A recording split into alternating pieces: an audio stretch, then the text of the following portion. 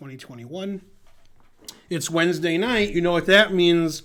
Viewer game analysis. No. You submit your games on Discord. You donate more than anybody else. And then we look at your games. Also, if you're a moderator or a VIP, then we look at your games also. We look at between 8 and 12 games every session. And you submit your games within 24 hours of the stream. So starting, last night at 8 p.m., you can start submitting on Discord. And the only requirement is you have to be a sub to my channel to submit a game. And to get to the channel where you submit a game, it requires you're a sub. So anyway, that's all the technical stuff. If you're watching on YouTube, you can watch live at twitch.tv/GMBenjaminFeingold, as per usual, and so forth. Mainly, and so forth. Some of you saw me a few minutes ago because I just gave a lecture on Zoom on former world champion, Grandmaster Patrick Wolf. Man, now I'm hungry like the wolf. And so forth. Frankly, delicious. And then tomorrow, at the same time, I'll be streaming from 8 to midnight. And it's going to be on Chess TV. I'm not sure what we're going to do, but we'll do something. And we'll have a lot of viewers between 9 and 11. Mainly between 10 and 11, but 9 to 11. And so forth. And so on. Mainly, etc. Let's see, I heard a noise. It says I'm streaming. Hooray. Go me. Let's see, how many games do people submit? 3, 6, 9, getting low, getting low, getting low. To the windows, to the walls, to the sweat right to... looks like 10 games. So we'll do that. It's going. Hello. Remember, the more you donate, the better the analysis is. So if you want that good game analysis, if you want that good shit, then, you got to pass it on the left-hand side. Let's see. Mark everything. Doing some housekeeping. Yeah, I marked all as red. Leave me alone.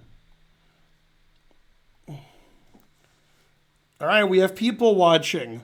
For some reason, the other streams all have more people. No. Well, not that one. Go, Ben. But I'm right here. Where am I supposed to go? Ooh, Perrier. I had 2 bottles of Perrier here, and I didn't know I had any. That was surprise Perrier. And I bought some more, and then some more are coming. Cans are coming. So over the next 3 weeks, you're going to see me drink cans of Perrier. That's the kind of world I live in. JL Sandin subscribe with Prime, the cheapest way to do it. Left is right, especially politically. And stay there. We'll start in a few minutes when people get here. So in the meantime, you guys can get a train started or, and, merch and so forth. I lost my first tournament game on Monday, and then you wrote a non-English word. I don't know what that is because it's a typo. I guess it means you're sad. Go, Ben. Where am I supposed to go? Terrible. Yay, commercials. The more commercials, the more money I get. Then you guys get to buy all those great products. So that's good for you guys too. Every game has F6. COVID. McJurgle subscribe with Prime. Hooray. I do like that noise. And then my daughter's getting her first COVID shot tomorrow. My mom got both of her shots, etc. Mainly etc.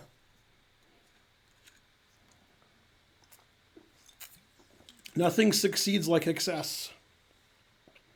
All right. Dun, dun, dun, dun. Big money, no whammy. Stop.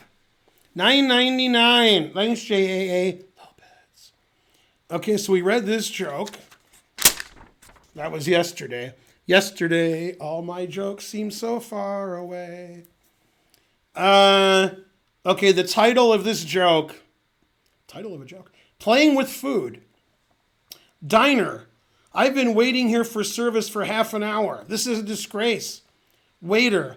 Well, sir, I have been waiting here for 6 years. How do you think I feel? All right. That's, about as funny as the other ones.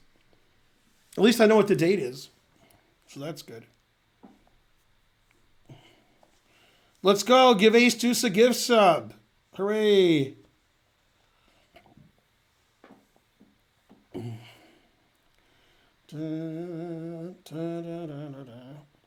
I was back in the USSR. I didn't know how lucky I was. I was there in 84. It seemed like every other place. Go Soviet Russia. In Soviet Russia, chess played me. I was in Moscow in 84, 1990, and 2011. It was a lot different in 2011. A lot more crowded. Yeah, I went to Soviet Georgia a few years ago, and now I live in Soviet Georgia. Although now Biden's the president, so I guess it's okay. We're a blue state now. It's YOLO. Hey, you, YOLO. If I Twitch Prime, can I play against you? What? It's Ben. Go Ben. That's not what the stream is today. The stream is I analyze games and you guys donate money. So, in fact, basically the stream is you guys donate money and I do what I do. 500 centidues from Farty Party. Farty Party knows how to do it. He donates money and then, and so forth. Yeah. I'm the only one responsible for Georgia going blue. That's correct. Yay, the hype train. We don't have any viewers, but we have a hype train. So that's good. Yay, Casper VLD, the friendly Casper. The friendliest Casper you know. The children all love him so. He always says hello. He's really glad to meet you. Wherever you may go, he's going to beat you. Man, what kind of spelling of Ashley is that? Small A, no E, terrible. Yeah, I played Maurice Ashley before you were born, and then after you were born. My recollection is I lost to him in New York, although I can't find the game, so I might have imagined it. And I beat him in the Netherlands. And those are the only 2 times I've played him. They're both over 30 years ago, at least.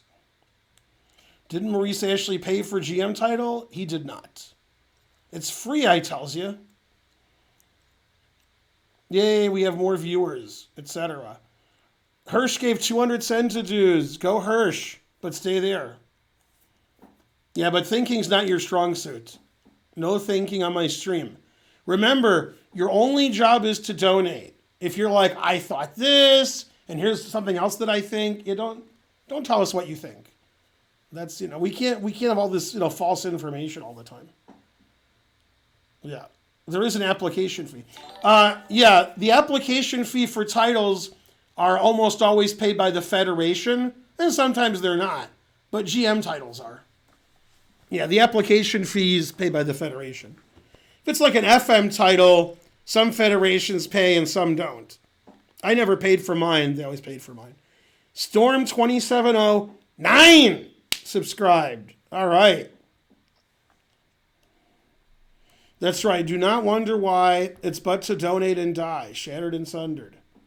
And my friends with the Kobe and Verusian, me and Var were like, that's son. I knew Var before you were born and after you were born. Go Var. Yeah, sometimes I don't agree with, his rulings on the soccer field, but I like him as a person. As an electronic, soccer referee, not as much. Go Var. Did you wish Averbach? Did you wish? What language is that? I didn't wish I was Averbach. He's 99. Yabba dabba do, randomly, putting random stuff there. Good job. 100 centidues. All right, wait, Hirsch is doing stuff. People are doing things. Plek Tremura gave 100 centidues. Hirsch 3 gifted 5 subs, etc. Always play King B1. That's right. All kinds of stuff is happening. It's crazy like Fox News. Am I familiar with the Riemann hypothesis? What about the Riemann hypothesis? Hype train level 2. Yay. I have heard of it. It's true. Frankly, terrible. Trying to learn. 200 centitudes. Analysis is your favorite thing. Boo, boo. You haven't seen these games yet. All right. Let's see. Yabba Dabba's just posting games. Crazy. All right. Let's look and see what Lowell Meyer had to say about this game. People write comments with their games. Usually I delete and send to the authorities. My Twitch username is KQLY-Style55. This is my first game. Thanks for the whatever you did. This is my first game that wasn't Blitz or Bullet in nearly a month. That's the comment. All right. $20, Ninja VS Bear 96. His game is in the queue also. Hooray. What's my guess? I guess Wesley's a big favorite. The only question is, will Wesley win all of his remaining games with no draws? Wesley's on a 4-game streak. Go Wesley.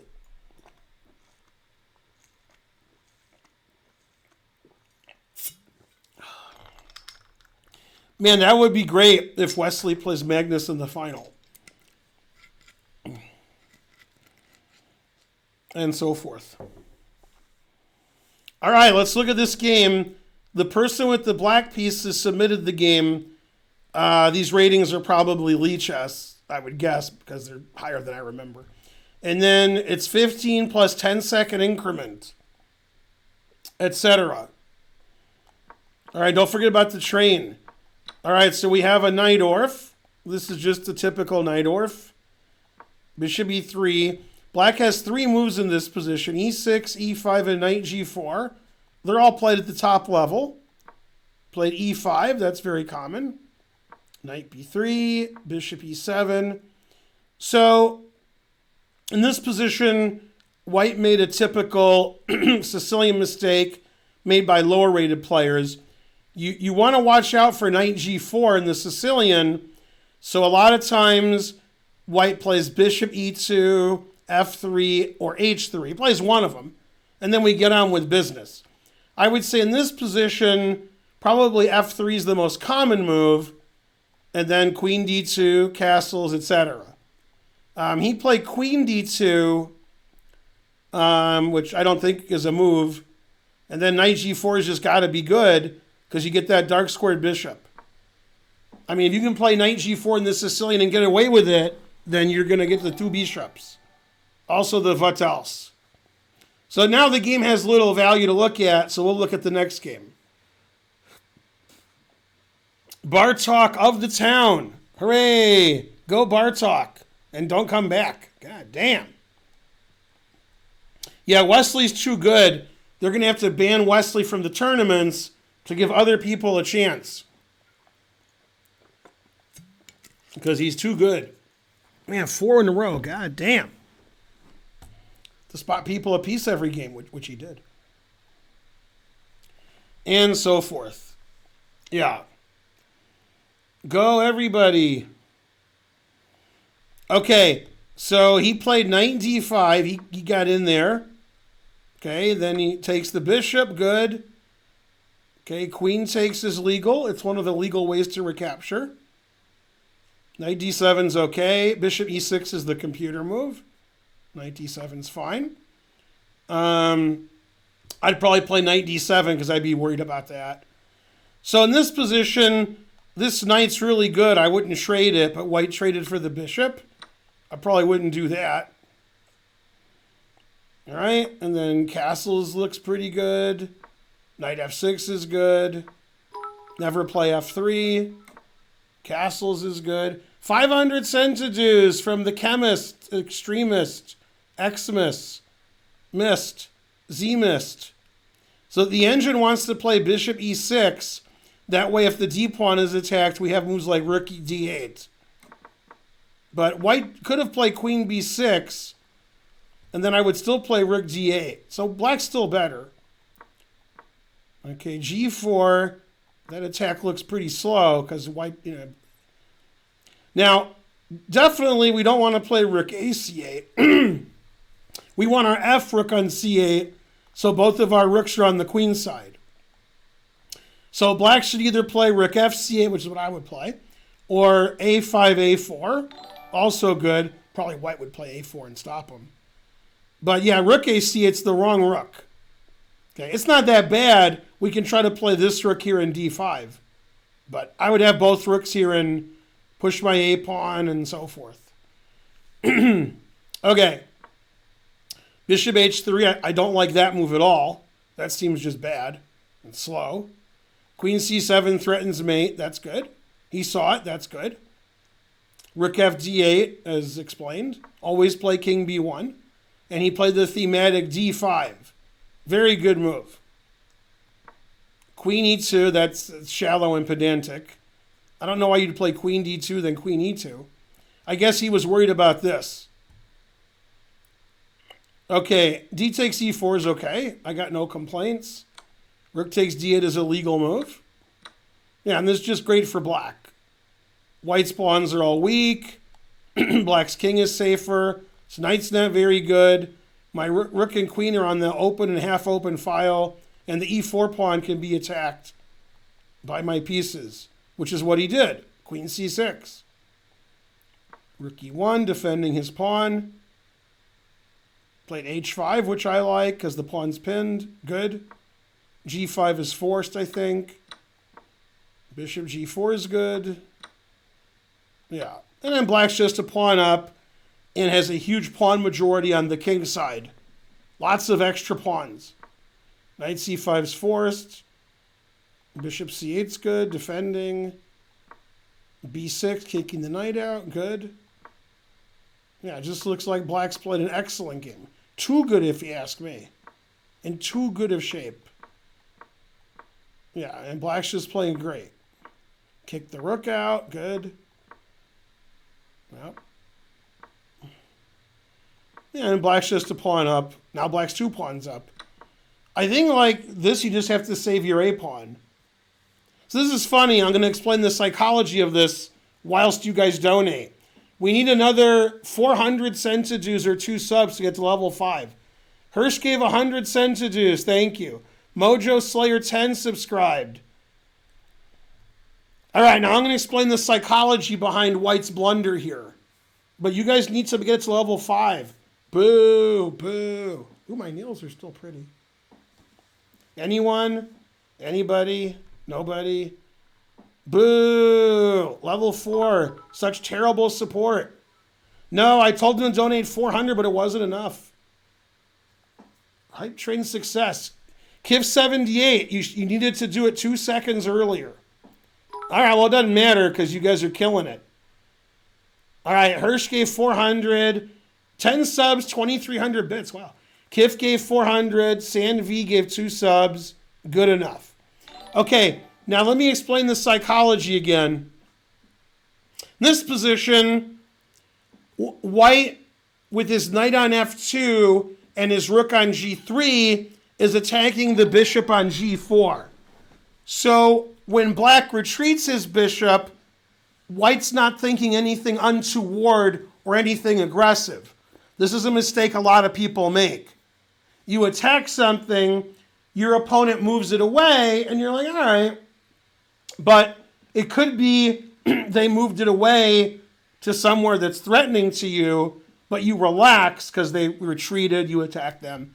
So when white attacked this and black retreated his bishop, white wasn't thinking that would attack anything. It was just like a passive move, when obviously it just attacks a loose pawn.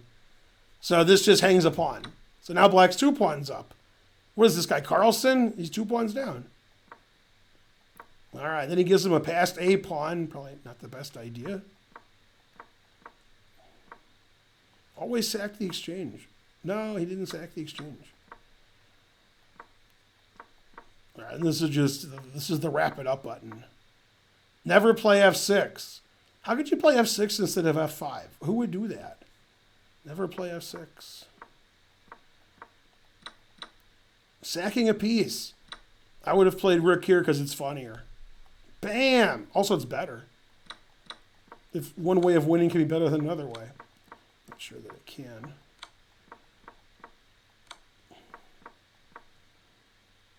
C7 doesn't look good. This is bad technique, but C7 hanging the rook is... B7 is not good. Okay, then white resigned. Probably was in time trouble. That game I thought black played too well. So congrats for playing better than I thought you could play. White played about his rating. White made a lot of little mistakes, not very accurate, weakened his position, didn't really understand the opening very well, and black just played sort of good.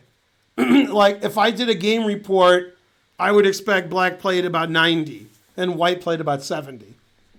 But 90 is better than I remember, this guy playing. So, congrats on playing, a good game. Yeah, he said he always plays blitz and bullet. He finally played a real time control. So, yeah. The technique was okay. It wasn't great. Yeah, man, trying to learn band yabba, man, it's harsh around here. The more you donate, the more you get banned. Man, harsh. All right, good game. Not too good, but, good enough. All right, the next game was submitted by Seth Lichtenstein. Stein. Let's see what he said. This was a 90-30 game on chess.com. I was white and rated 1392. Black was rated 1580. This win got me over 1400. Yeah, I remember when I was 4 years old. I kind of misplayed the opening, allowing black to get bishop f4 in a Carlsbad, and it goes on and on like this. It's like the opening statement of the Republican guy yesterday. It just goes on and on and on. Let's see. I have forced a queen trade, then he resigned like a grandmaster. All right.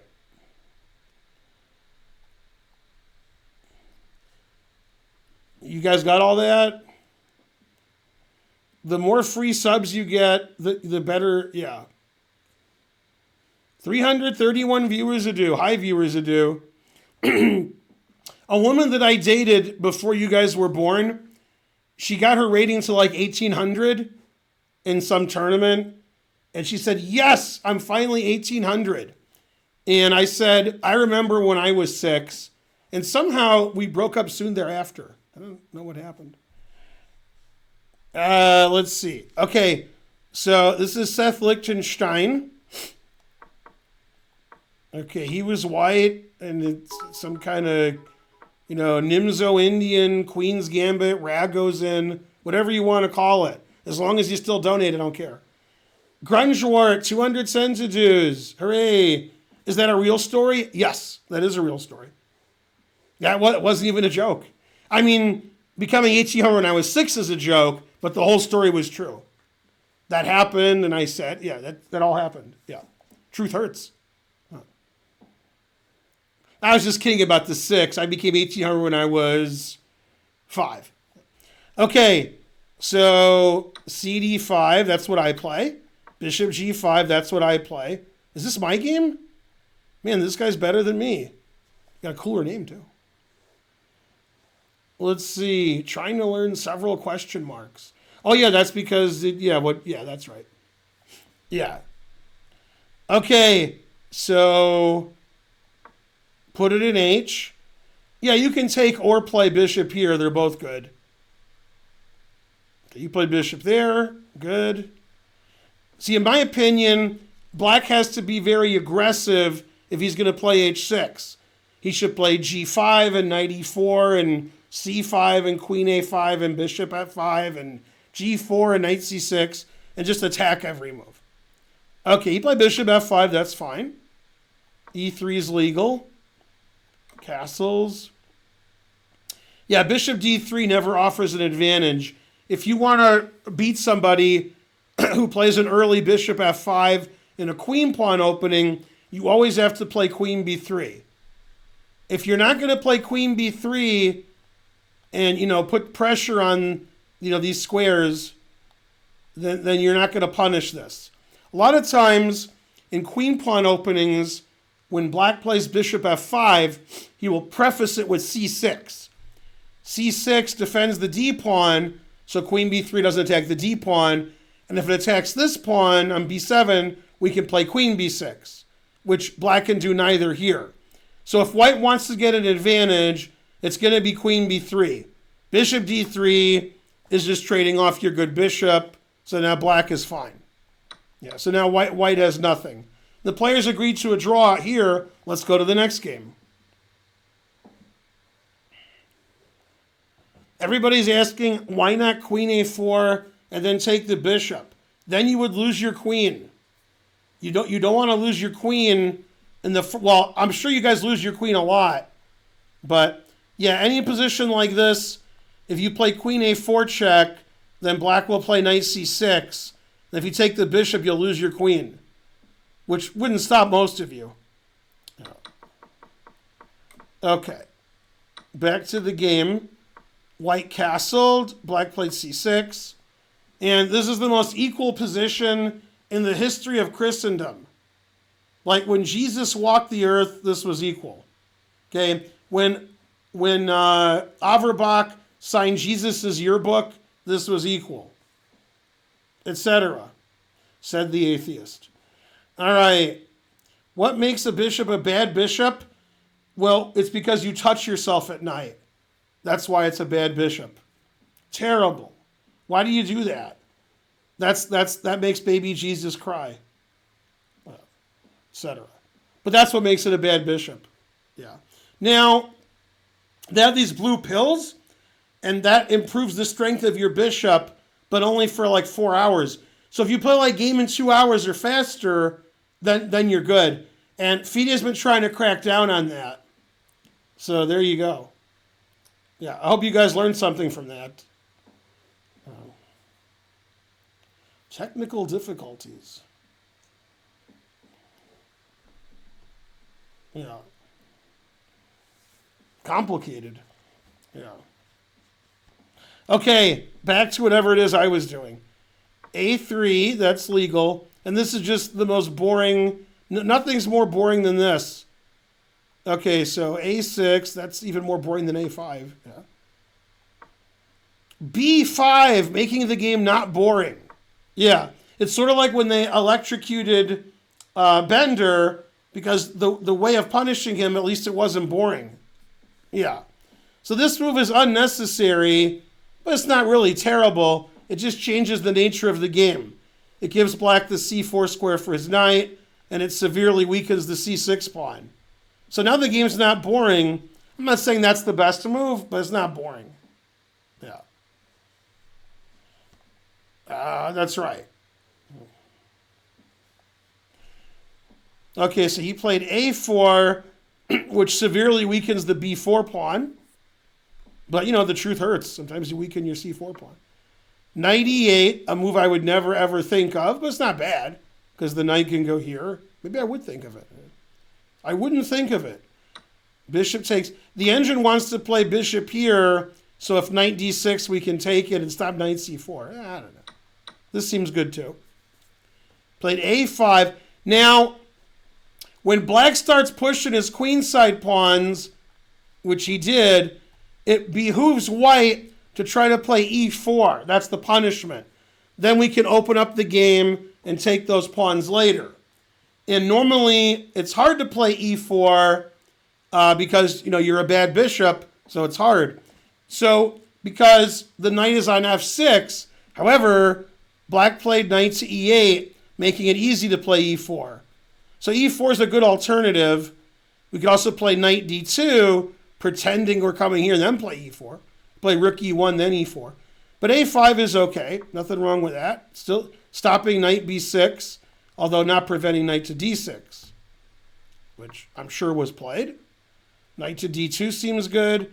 f5, stopping e4. Again, the position's equal. Never play f3. And here, white resigned realizing that he broke the rule never play f3. And the engine does not like f3 because it weakens the e3 pawn and it's still difficult to play e4. 250 centidues. Hello, Canada. Yeah.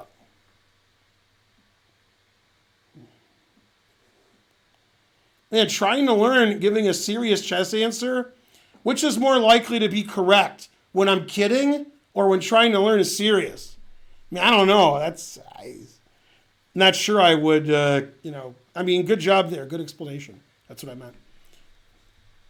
Okay, so he played knife f6. That's fine. Rook e1's fine. Rook e8's fine.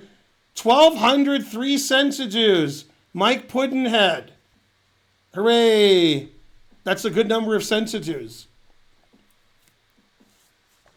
Hooray for everybody. Well, since black played f5, we could keep our knight here and try to go to e5 and c5. The dark squares are very weak. These three squares, so your knights can head over to those squares somehow. Then we can try to attack this pawn on c4, put our knights here, etc. Like here the engine wants to play f4, so this knight can just go to e5 and sit there. Obviously this knight can get to c5 many ways, and it just says that it's equal. Problem with playing e4, now that black has 27 pieces on it, is it's probably going to be bad. Before black had 27 pieces on it, e4 was probably okay. All right, but anyway, this position is still about equal. The engine likes black a little because it doesn't think that white can play e4 and black can just do stuff. Black has things he can do and doesn't know what white's going to do. The thing is, if you don't play e4, I don't see how you can, then you can't do nothing. He's got to defend your e3 pawn. So f3 is putting all your eggs in one basket. As a vegan, I don't have any eggs, so I don't even know what's going on. Okay, knight c4 is good. Knight c4. I would probably take with the d pawn because I like knight d5. But they're both good. Taking with the b pawn is also good. I just like here so I can get that in. But all right, b takes is good. Yeah, that's one of the problems with b takes is the knight can go here. It's the other issue, and you do. All right, and the engine says it's about equal again. Good, good. Now, here, Stockfish wants to get the Stockfish gun. It wants to play rook f6, rook e6, tripling up on the bubble up. I can't argue with that. And then it says, due to the weakness of the pawn, the passed c pawn, and the latent potential, that black has a big advantage. But your opponent challenged a file which he could not challenge because of a collinear move that both of you missed at the moment, and then he saw it next. You saw it next move. So obviously rook b6 is the move, and white has nothing to fear except fear itself. SoCal BMB subscribed from Southern California. I'm quaking. All right, you play queen c2, and now black could play rook b5 with advantage. But he played random legal move, and now after rook b6, white's doing great. Now the engine loves white's position. So you got in rook b6 before you got in rook b5, but he shouldn't have played rook b8. He should have played on the e file where your weak e pawn is. He tried to challenge you on the b file, and I think he forgot you could play rook b6. So his rook b8 was shallow and pedantic. Now your e pawn isn't as weak. Your rook on b6 is great, and rook b8 just lost a tempo or two. Okay, so he took, which is, it's not what I would do. And I would definitely take with the a pawn, and then I would hammer at this pawn here. You took with the c pawn, which is much riskier, because my queen can infiltrate, c5. Taking with the a pawn was much better. Then you have connect 4. Rook a1's good.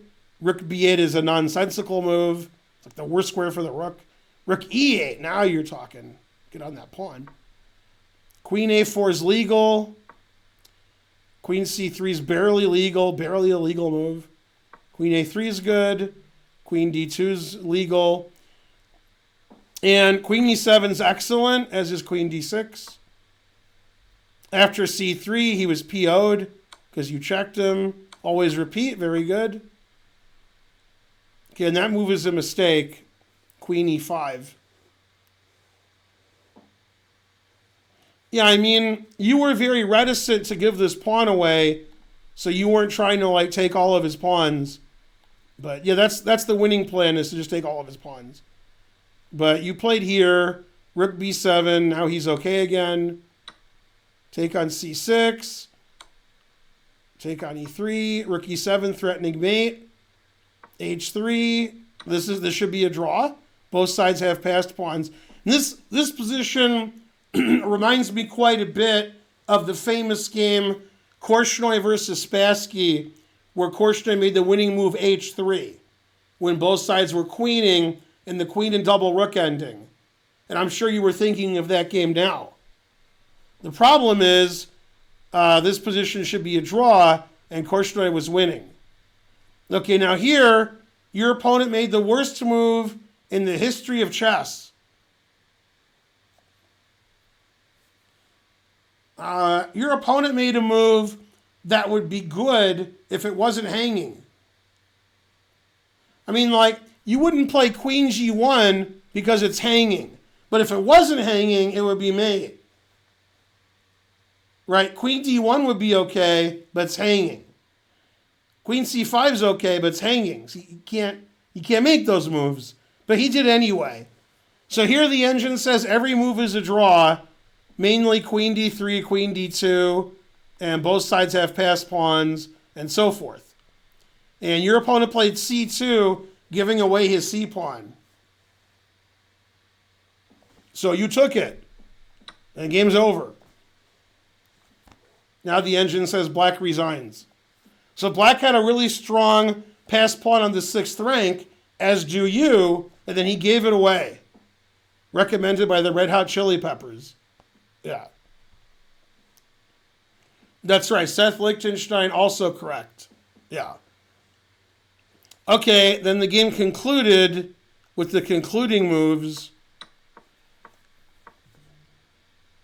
You didn't play Queen takes B7? I saw Queen takes B7 before you were born. You're making me like spend extra hours on this game. Come on. You got to look for winning tactics like that so the game can end.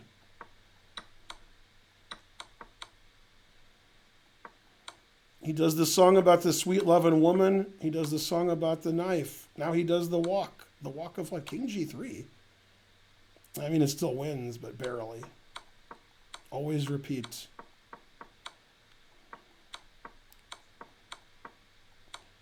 Man, this is like my wedding night with Karen. I haven't seen such a terrible technique with great penetration.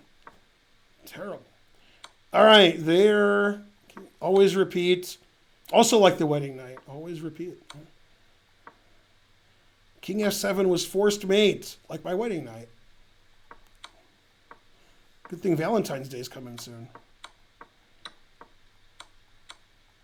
Okay, and then he resigned because it's check. All right, so I mean, white was always winning, but once you were completely winning, you made it as difficult as possible. Sort of like my wedding, you know. Terrible. Viewer game analysis. The more you love it, the more you have to donate. If you don't donate, then I'm just going to analyze the worst games of Sam Shankland. That'll be the next few streams. I'll just show games where Shankland was doing okay, then he blundered or lost on time. And then we'll look at some of his analysis, which was wrong. You don't want to see that. Exactly. Terrible. Yeah. And so forth. Very good, Seth. Yeah. 200 cent to do. Show me that. Exactly. All right. So that, it could have won quicker, but all right. All right. Next game, we have trying not to learn, not to be confused with trying to learn, against a WFM who is unnamed. The game was 15 plus 10-second increment. And then he wrote some long soliloquy, once upon a time, trying not to learn, draw against WF in an online rated tournament. First draw against a titled, albeit low-rated title player. Curious what I could have done better. Donka. You could have donated more, that's for sure. So I'll just say that's the only thing you could have done better. 50 centidues, hooray. 100 centidues, please God, no Shankland. Man, when Shankland beat Nakamura, I had mixed feelings about it, but still, I want to see those Americans in the quarterfinals and semifinals. Go Wesley. And so forth. Yeah. And so on. Let's see, 50 cents. Nothing's happening. What is this, the Blair Witch Project? What kind of stream is this? Go Karen. I agree. Yeah. More Tall Tales. Mikhail Tall. Big money, no whammy, stop. $9. That's the best donation, except for $9.99. He received his COVID vaccine today. Hooray. Will something amazing happen if I donate? Yes. Yes, it will. You got to give all your money to all the chess streamers. Otherwise, they'll have to ask you if you want fries with that next time you go to McDonald's. You got to hook up all the streamers, but especially me because you're watching me. But when you watch somebody else, you got to give them your money. Then you have to get another job, and then the tax benefits they're not very good. But still, your money will be working for you. Yeah. What? The V. Friedman loved the Blair Witch joke. Well, I stole it. Yeah. That's from Family Guy. Yeehaw 2011 is gifting 2 subs. Hooray. Grunge War, 200 centidues. Yeah, when Brian took a blind guy to the movies, and then he would explain the movie to the blind guy, because he can't see, and he would say, nothing's happening. It's over. Everybody looks pissed. That's how I described the movie to him. Yeah, that's right.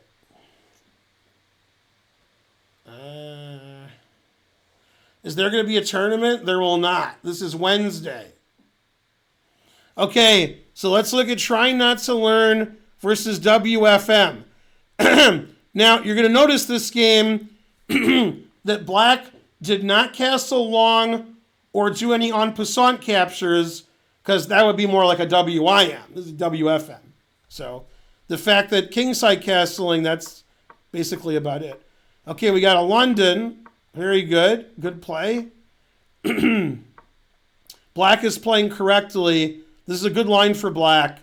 And the main line is, you play Queen C1. They play Bishop F5. You go back. Okay. But you traded queens. Okay, I prefer Black in this position, but the engine says it's equal. Okay, Knight BD2. Bishop F5 is good. B3 is dangerous. Yeah, the engine hates B3. It really likes Black now. Okay, it says B5 is good, taking is good. That's the move I would play, B5. Then you played B4. Terrible. Compare the respective rooks. Your rook is shallow and pedantic, and her rook is beating you like, it's like the game Rihanna versus Chris Brown. Okay, now, if you watched my lecture on Patrick Wolf, which you didn't, but if you did, I was explaining the way I play chess is boring and don't do anything and so forth. And the way better players play chess is they play the most forcing, incisive, decisive, moves, right? And so in this position, your opponent played one boring move after another, and eventually, very late in the game, it ended in a draw. And this is the moment to pounce, okay? And you have a weak pawn here, your pawn on C3, okay? You should be PO'd because of your pawn on C3, So your opponent has them crushing rook a3, and you're just going to lose material. If you play knight b1, your opponent can just take the knight and then take on a2 or c3 or both. Play rook c1, then rook takes a2, and so forth. And then once you lose c3, you're going to lose b4, and it's like a house of cards. The dominoes are all collapsing. Checkmate. So after rook a3, it's already winning. Okay? But your opponent had to earn her rating somehow. So she played e6, which is rather shallow and pedantic. Now, black is still winning because white's position is so bad. But yeah, you played b3, b4. Terrible. And so forth. Mainly and so forth. Okay, so you played bishop e2, ignoring rook a3 again. And she played random legal move. All right, now if rook a3, at least you could play rook fc1. Rook a3 is still the best move, but it's not winning. It's like regular winning. Every move the engine wants you to play a3 so that she doesn't play rook a3 and then bubble up and then Feingold gun and so forth. So every move black should play rook a3 and every move white should play a3 and stop rook a3. Okay? But this explains why the players are anonymous. Black is just 3 letters and white's 4 letters. We don't know what they stand for. They're just like, anonymous. Yeah. It's like the people here, they must be the people donating to my lectures because they're anonymous. It's always the same person. Why did black never play rook a3? Black never thought of it. And white never thought of it. I mean, the c3 pawn's weak, and you want to double rooks on the a file and attack the a pawn. Once the c3 pawn's lost, the game's over because b4 is indefensible, and then black gets like 3 queens. Yeah. Either you see the right plan or you don't. Okay, take. Rook a3 is the best move. Never play f3. And now rook a3, and now you're lost. Yeah, the engine says +2 for black. You played e4, which is the best move. Takes. And now your opponent made an unbelievable blunder for a titled player.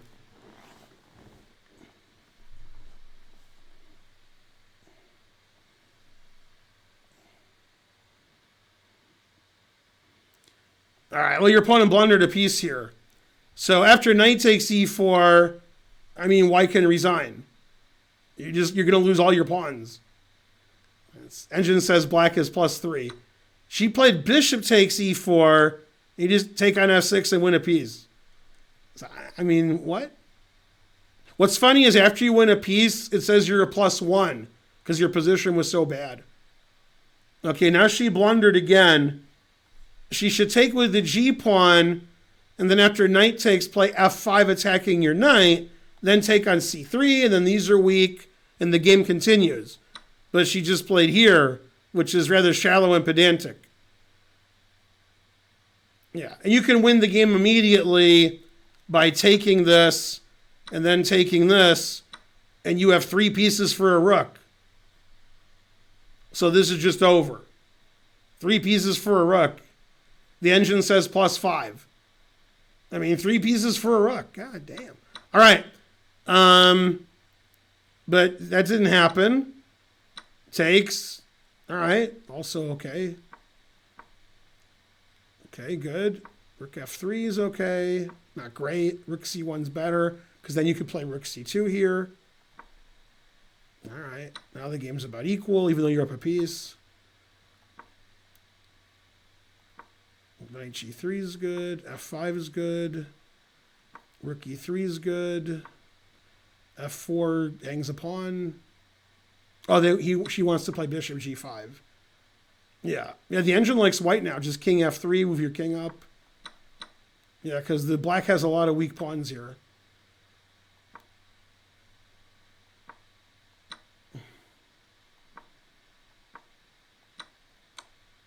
All right, still theory, still equal. Let's Still equal, still equal, still equal. Everything's equal. Always repeat. She plays for the win. She knows who she's playing. King G7. Sacrificing the pawn, but the C3 pawn is strong until she blundered it. All right. Now white's probably winning. Yeah, white just has 2 pieces for rook now. Look at that. Look at that pawn go. Oh, and she plays for the draw. This is probably winning, but it's good drawing chances. Probably winning. Yeah, you shouldn't check your opponent's king up to G5. That's black wants to move her king up. So that's not great. Yeah, and here you didn't try to win. You just repeated and drew. So you shouldn't do that. Even if it's a draw with correct play, you are up a knight. So just give away your h-pawn and play knight e4 check. You should win both of her pawns and just try to win. It's a drawn position, but it's better for white because white has a rook and a knight. I refer you to the game Ben Feingold, Salvius Birchie's U.S. Championship, I don't know, around 2006. And I played rook and knight versus rook for 150 moves. And my opponent had a couple of pawns, but I won them eventually. And then I didn't win, but I tried.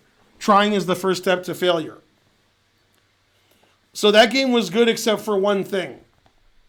But yeah, you definitely should have taken on e7, and then you would have 3 pieces for a rook. God damn. 3 pieces crushes a rook, and then some. Mainly and then some. I want to get to that critical position. Yeah, here, bishop takes, and then you're winning. 3 pieces for 1 rook.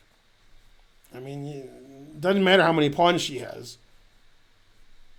Doesn't really have that many pawns anyways. Pawns are so weak. The engine says +5. Always have 3 pieces for a rook, because then you're winning. Yeah. And so forth. You got a sub, yay. That's right. Go everybody.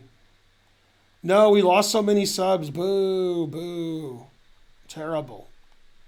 And more jokes. As Ricky Gervais said, they're just jokes. But then they gave him $100 million and they gave me like $1.99. Damn. Because his jokes are better. And so on. All right, then we have the Assassin Cat playing a 5-minute game. The Assassin Cat said, "This is an interesting game where both sides tried their best to lose. Both sides blundering a lot. I got my first excellent move, in all caps, D7 triple exclam. I felt pretty good about that. Would like your opinion on its excellency. But you spelled it's IT apostrophe S. It would be ITS with no apostrophe because it's the possessive. And yours is it is. So I can't analyze your game now because of that typo. Go, Ben. All right, but now you know there's the possessive and the contraction. I mean, you don't, but, you know. So, frankly, terrible English. 350. Need about 350. Woman, I told you not to give them 350. Now, let me ask you a question. In the context of the South Park joke, I actually don't know the answer, so I'm pretty embarrassed. I did know the answer, but it was 20 years ago.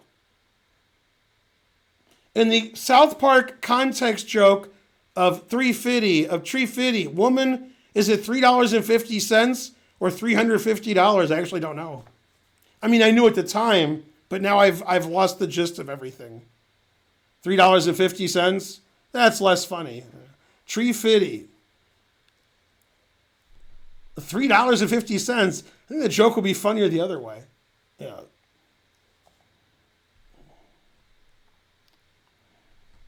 It's about tree fitty. Yeah. And so forth. Oh yeah, I'm just going to start playing Bullet now. Forget what we're doing in the stream. No. All right, we need about 10 donations of $50. I'll wait.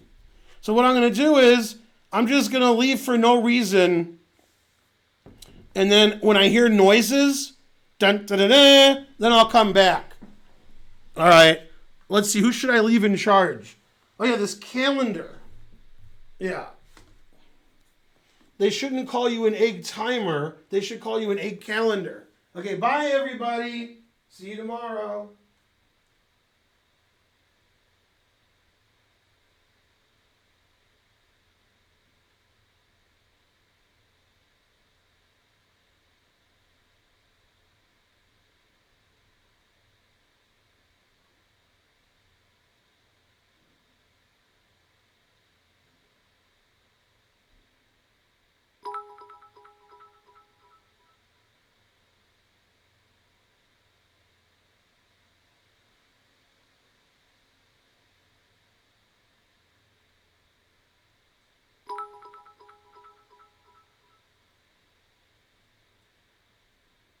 You see, the problem with my streams is they're too similar to Eric Rosen's. So you watch my stream and you're like, I think I'm watching Eric Rosen. He looks like Eric Rosen. He sounds like him. He gets up and leaves and gets a Perrier. He tricks us. He makes disgusting jokes. I got to somehow move out of the shadow of Eric Rosen. All right, let's see what we got there. What did we get? We got 200 centidues and 200 centidues. Let's see, this calendar, man, etc. I think we gained viewers when I left. Yeah.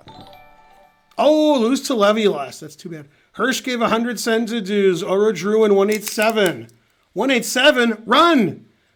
Subscribed, hooray. I guess if he's undercover, it's okay. But as soon as he changes his handle to 5-0, let's get out of here. All right, those were good, whatever we did. Oh, snap. Yeah, Rosen didn't drive his Chevy. Yeah. Okay.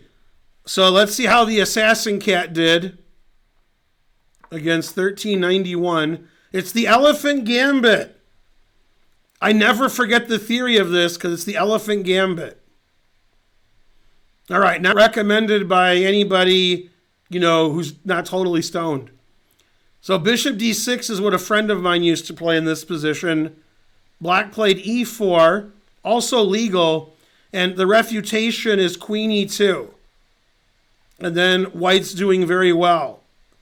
Okay, every move gives white an advantage, but knight d4, not the best move. Queen takes d5, and black is fine, frankly.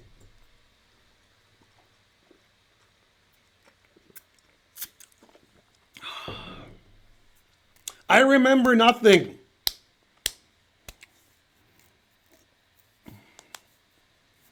Okay, so now black's doing great. Also, white's doing okay. Queen g5 is not a good square for the queen because you're lining it up on the bubble up. So you don't want to do that. So d3, he moved his queen. Good, he saw it. Shocking. Takes. Now white's a pawn up again, and black did play a gambit, so I guess it's good. Now, if you take this pawn, that's very dangerous because you're walking in all kinds of tricks. One trick is bishop here, but the winning trick is queen e2. And now white's just going to win a piece. So, yeah, he played bishop d6, which is in the spirit of the Elephant Gambit. Let him go. He has spirit.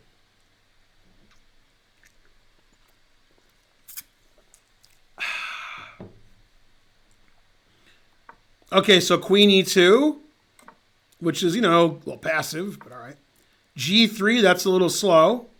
b6, recommended by Scottish Demon Goat, but that's it. And then bishop a6, confusing the audience. Knight b5.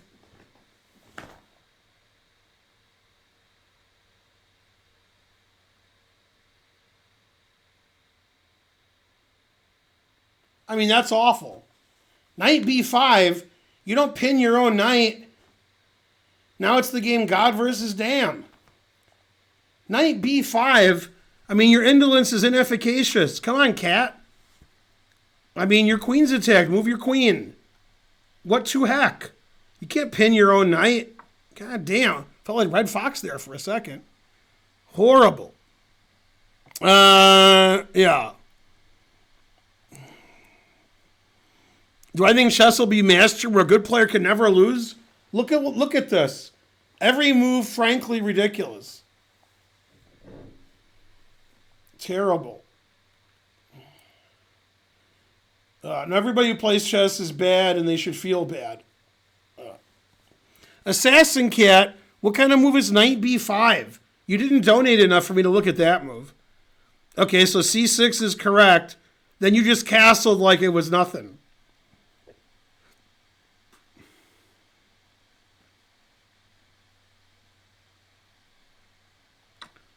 Horrible. All right, so black's up a piece. White's trying to get it back, but trying is the first step to failure. You should play f4, not because it's the best move, which it is, because you get connect 4. So in case you're playing connect 4, you should definitely play f4. Bishop f4, that's neither here nor there. Not sure where it is. Now he should play knight bd7. Knight g4 is, legal. I'm not complaining about it. Bishop e4. And he found f5. f5 double exclam. E takes d6 is legal. Rook takes e4. Now you're just down a piece. Then no compensation for the piece. That just hangs your knight. So he took it. Okay. And you took a pawn. And now he played the strangest move I've ever seen in my life. SC Cowell subscribed. Hooray. So the best move is bishop d5. The second best move is rook f8. The third best move is rook to d8. And he always sacrifices the exchange with his rook on a8 already hanging. He went from like plus 1,000, and now the engine says white's winning. I mean, the guy has 2 rooks, 1 for each of you. The guy gave away 2 rooks in 1 move. Rook takes f4. Now, I'm guessing he didn't see his rook was hanging with check. But I'm just guessing. I don't know. I wouldn't let the guy play queen takes rook check. I wouldn't do it. And also, he probably thought if you ever took this, he would mate you in St. Louis with discovered stuff, but your queen is already defending g2. So there's no discovered check that would, that would mate you. So here, if you wanted to, actually you played the best move, d7. That's the best move, yeah. Rook d4. Rook e8's the best move, threatening mate. Then you queened. And then somebody asked on my stream yesterday, what's an X-ray? Somebody asked that. Well, here we go. He did this, and now he probably thought he was doing well because he didn't read his Weird Al Yankovic, but queen takes d1. So here, after queen, you're defending d1 through 2 pieces. It's like your god when he has a gun. Yeah. Otherwise, if you had to play king g2 here, you would get checkmated. So it's good that you have this move. Yeah. Now, each side has 3 pieces, so you agree to a draw because the pawn structure is also symmetrical. It's 3 pieces each.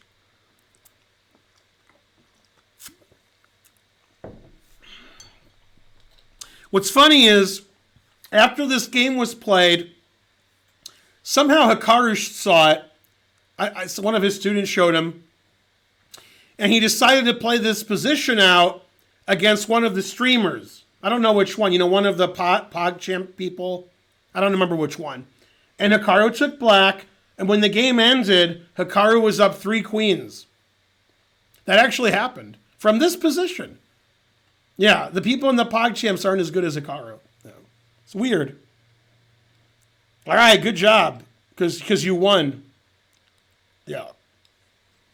Hooray. Oh. No. It wasn't one of the PogChamps people. That's why I couldn't remember which one it was. It was Danny Wrench. That's who it was. Yeah, so Danny was like, man, I could beat Hikaru from this position. And Hikaru was like, all right. So they played, and Hikaru with black was up 3 queens at the end. It was very embarrassing for Danny, but it's still better than I expected. He wasn't down 4 queens. M Psych 91 subscribed. Hooray. Yeah. Let's see. And actually, there was a picture of Danny right after the match. Here's the picture. I pasted it. Yeah. Etc.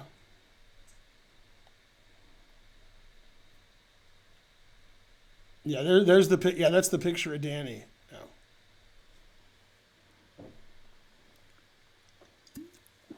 How do you get game analysis? The more you donate, the more I analyze your game. Farty Party gifted a sub. First you type 3 question marks, and then you read. Not your strong suit. Yeah. In Philadelphia, you got to donate $50. All right. How do you lose from here? I know millions of people who would lose here with white without any problem at all. Even if it was their move. God damn. There was a kid in one of these classes, and Spencer decided to let the kid win. And then Spencer was up a piece for nothing, but he didn't take anything because he was letting the kid win. So Spencer was like, why am I up a piece? So Spencer played rook G1 check, hanging his rook to like a rook, a bishop, a knight, and the king. And the kid didn't see he could take it, so he gave up. Yeah, that kid wouldn't win here.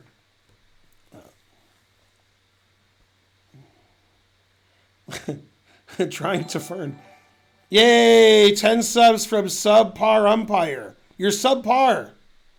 No, come on, umpire. Clean your glasses.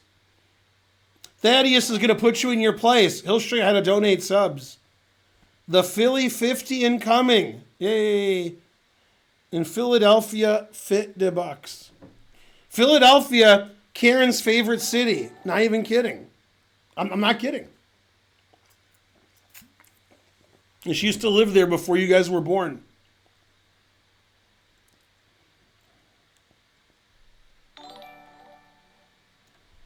Bum, bum, bum.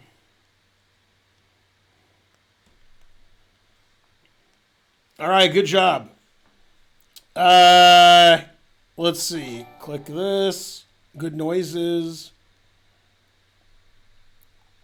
Okay, the next one's from Ver. I think it's Var's brother. I'll translate into English what he wrote. This is a game I played and won against a stronger opponent a while ago over the board. I was quite proud of. Time control, 30 minutes each, no increment. I don't really play online or in a club, so I don't know what my rating is. My puzzle rating, if that's worth anything, is 2,200. My opponent was about master level, I believe.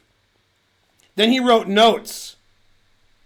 There's like 40 notes, and he apologizes if there's too many notes. There's like 40 notes. I'm not kidding. So I can't, that took me like an hour to read the notes. Anyway, let me translate into English. I'm about 2,200 and he is, so I think they're 1,400. All right, that was the translation. All right, this was played over the board, 30-minute chess. Our hero's white, if you can call him a hero. Now, what's funny is, I didn't think he was a hero, but then I got a text from Bette Midler, so maybe, I don't know. Yeah. The Discord wall of text. That's right. Oh, man, Karen will argue with you. She thinks Philadelphia is great. And she'll tell you why. Yeah. Had to leave because of Philadelphia. Yeah.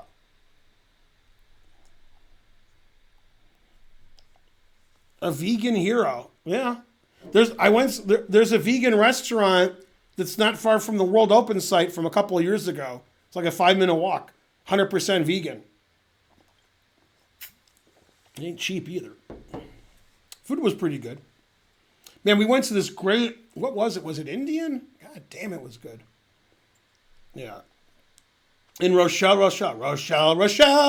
That's right. Yeah. From Milan to Minsk, etc. Yeah, Bette Midler was great in the Simpsons episode where she owned a racehorse with Krusty. When Krusty did his comeback special, that was a great special. Yeah, Bette's really good in Seinfeld, I agree.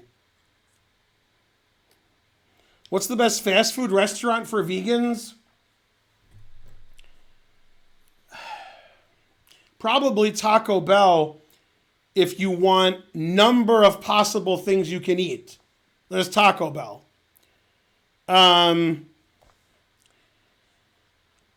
Yeah, it's probably not even close. It's probably just Taco Bell. At Taco Bell, you can order almost as much as a non-vegan can. Like almost anything on the menu you can make vegan. So it's Taco Bell. I don't know if it's the healthiest. Fast food's not supposed to be healthy. So I guess Taco Bell is that's just the clear answer. No. Yeah, McDonald's, that ain't the answer. Chipotle I wouldn't call fast food. If you call Chipotle fast food, then I'd still pick Taco Bell. Yeah. That's right. I mean, just fresco, not al fresco, but yeah. Yeah. Dairy Queen, I wouldn't call a restaurant. That's just like, I don't know what that is. Everything Dairy Queen has is vegan? Damn. No ice cream there? Yeah, it's all fake. Chipotle is fast food because it leaves your body quite fast. Fast casual. Wow. Yeah. Heading to Chipotle. Bye, Thaddeus. Yeah, eat like a grandmaster. Yeah, Taco Bell's not as bad as it tastes. Problem with Taco Bell, which I've had, maybe nobody else has had it, is, you get in the drive-thru there, and then when I pull up, they're like, okay, we're out of this, we're out of this, we're out of this. We don't accept cash, we don't accept credit cards. And I'm like, do you accept bits of string? And then they point to the sign that says they do. So that's good. Yeah, they're always out of everything, and they don't accept forms of payment. And, they guarantee they got COVID. I don't know. It's a strange experience. Yeah. Your parents got married at Taco Bell. God damn. All right. Back to whatever it is I was doing. All right. So White submitted this game with dozens of notes. Okay. We got a Berlin. Rookie one's pretty fashionable. This is all theory. I think Bishop F1's the most common move. But he played this, which I'm not familiar with. It might be a move, I'm just not familiar with it. Bishop A4 seems weird, but all right. D3 seems a bit passive. I'm going from 1400 to like 1200 now. All right. Blocking the rook seems weird. That's okay, I guess. A4 just hangs a pawn. Yeah. Just knight takes. Yeah. All right. I guess these are both like 800 players. I don't know. Yeah, this just hangs a pawn, and yeah, these moves don't make a lot of sense. Let's see. Takes. This is funny. The engine wants to play A3. God damn. If a Super GM played A3, I would never stop clapping. Wow, A3. That's a great move. A3 gives black the advantage. Okay, but it's just random legal move time. So, all right, A3, Rook A5 is, weird, but it's probably okay. Yeah, these are what we call wood pushers. They just make legal moves, and then, the game ends. Knight E4 just looks very strange. All right, it's okay, though. Rook A8. He was attacking the rook. I'd probably play Rook A8 myself, so I shouldn't complain about it. Queen B4 is legal. Maybe. Bishop D4 is weird. Bishop e3 is strange.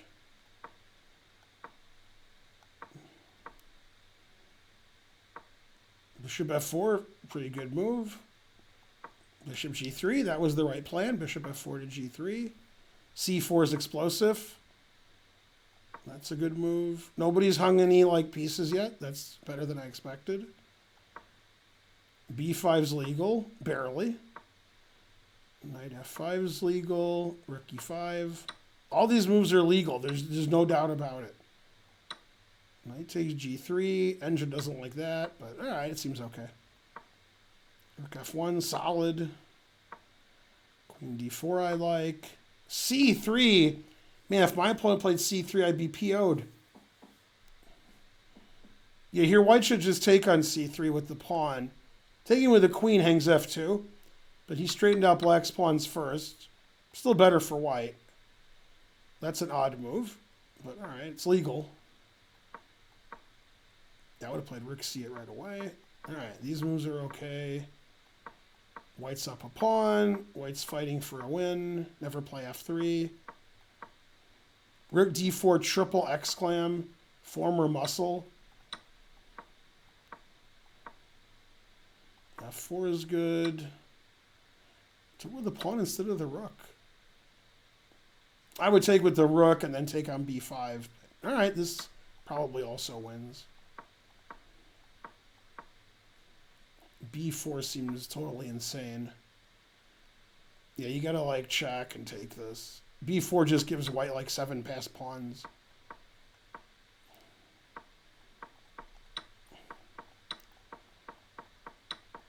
Yay, and white wins.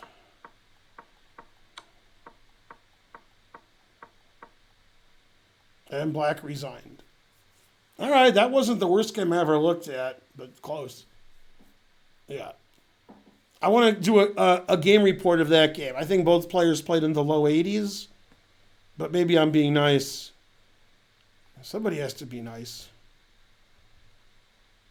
Yeah, maybe I'm being nice about that. Yeah. I guess if I want to be the highest rated player in the world, if they were 2200, I could just play them every day, and eventually I'd be higher rated than Magnus. Yes. Hooray. Etc. 50 to 35. I don't think they played like that. I'll teach them to show me a game. Let's see here. E4 is a book move. On move 1? Yeah. The computer refuses to analyze their game. Let's see. 88.9 versus 71. 88.9 is pretty good. 71 is not too good for somebody who's supposedly 2200. Yeah. But 88.9 is good. It says this was an intense game. Yeah. Yeah, it's funny. From looking at the game, I can't really tell who the better player is because they made some weird moves. But black made some tactical mistakes, like a4. Didn't play a3, which is... I'm actually not going to do that. Anyway, still good. Now the display's perfect. You can't beat the display. It's never been better than this. Ever.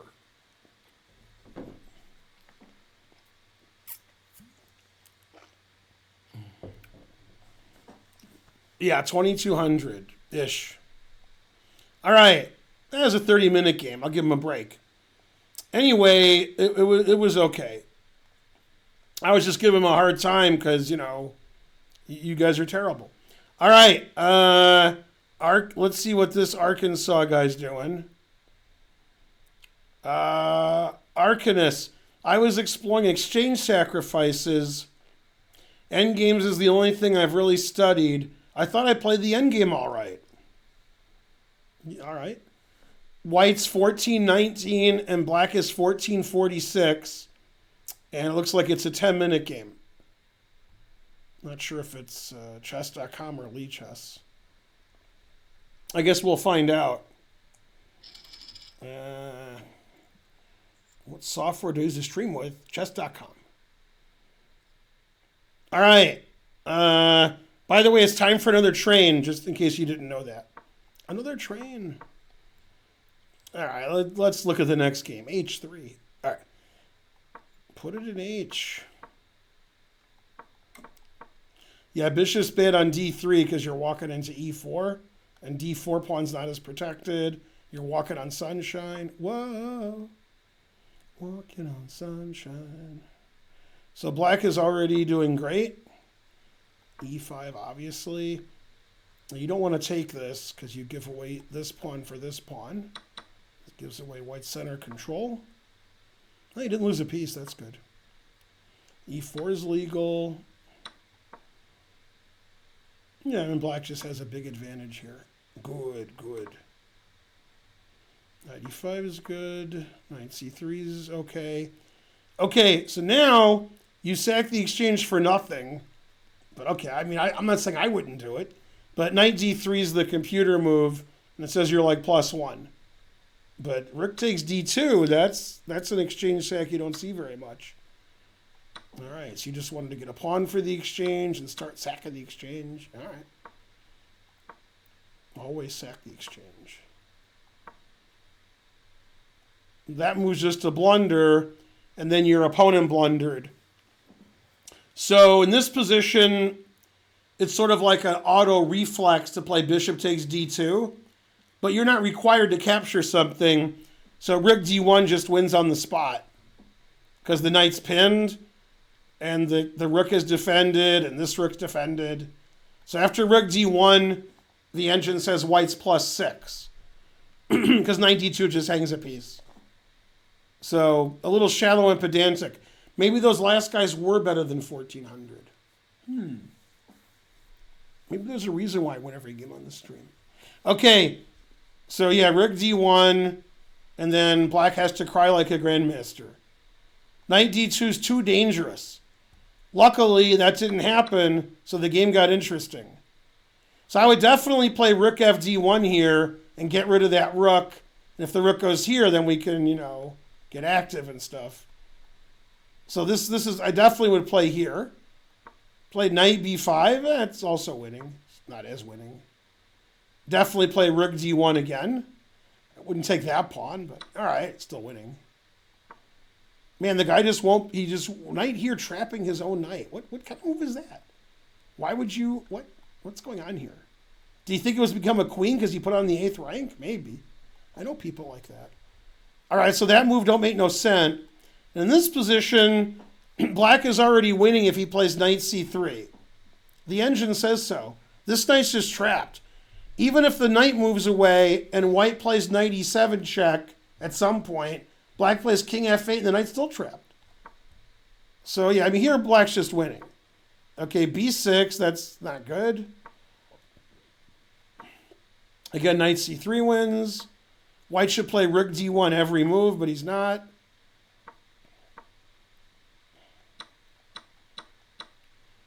All right, white should be winning here. Yeah, you always want to check and make the bishop pin itself instead of not doing that. Well, now it just wins. c3 is a blunder.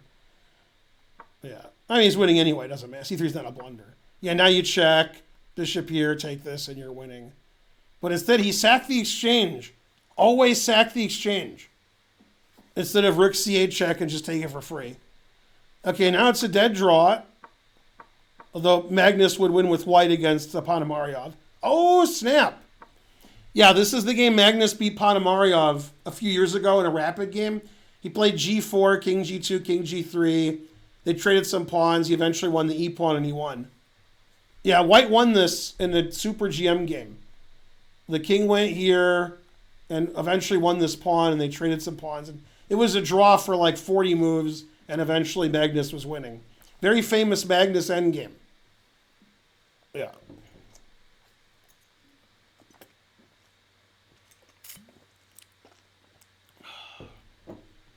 Yeah, so go to the internet and find the game Ponomaryov Carlsen. The Carlsen won in 100 moves in this rook ending. Okay, so yeah, let's continue.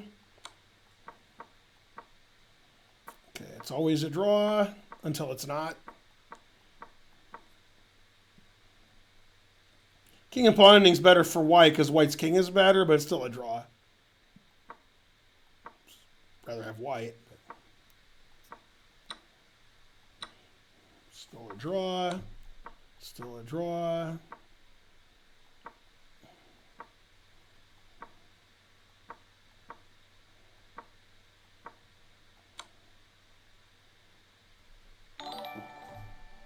I'm assuming that move that white doesn't know the en passant rule.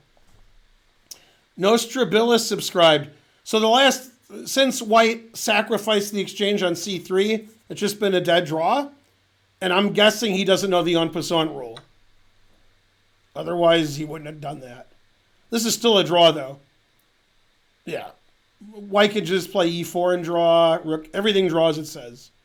But he moved his rook back here. Now he's losing because we can just play, rook here and, yeah. See, if white's rook was here and then white could play g4 here because the pawn's pinned. But now white's just going to be down 2 pawns and lost. The engine says rook d3 still probably drawing, but he played here, which doesn't make any sense. Now he's lost. They let the king walk up. Man. You got to play for the last trick. The Eric Rosen-esque rook g2 check, which doesn't work as a king f4, but you got to try it. Yeah, and then white resigned. So basically it was a dead draw, and then white hung all 3 of his pawns and resigned. Yeah. Yeah. Don't quit your day jobs. God damn. Yeah. I'm getting a text from George Thorogood. I knew from the day they were born that they were bad to the bone. True story. They're trying to learn. That would be if the guy was Greek. Then he would be a hero.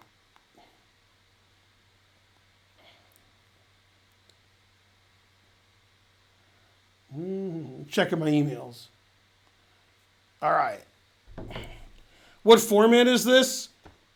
Oh, you said, yeah, he doesn't know the en passant move. You guys send me games in, and then I trash them. That's the format. Frankly, terrible. Let me tell you my favorite... These are my 2 favorite moments of game analysis. St. Louis Chess Club, 2010. Onishuk comes, and he does a lecture downstairs when it used to be open. Everybody's there. There's a million people there. And Onishuk is showing a game that he lost to Shirov, and the position was about equal, and he couldn't believe he lost. 200 centuries, Fembingle. And at some point, his back was to us because he was looking at the board. It was a demo board. It was like with your... And he couldn't believe it. I don't know what he couldn't believe. He was just staying there looking at it, and I think he forgot he was giving a lecture. He just stood there like this. And I mean, forever. He didn't say anything. He was so caught up in his own game, he was just astounded. He's like, And he looked at it forever. Like, hello, we're still here. Yeah.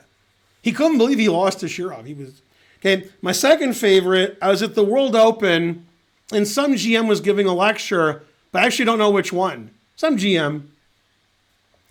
And it was on a demo board, big room, and he was confused. Like, when I lecture on games, I just show you the game because I know the game. He had notes with the game in it. So it was like he had the game on paper. And he's playing the game over, and he has and he's looking. And then all of a sudden, he's confused. I don't know why. And he just stares at the board forever with his back to us, confused. Now, Onishuk wasn't confused. Onishuk was awestruck by his own game, that Shirov beat him. Thanks for the 200 centities.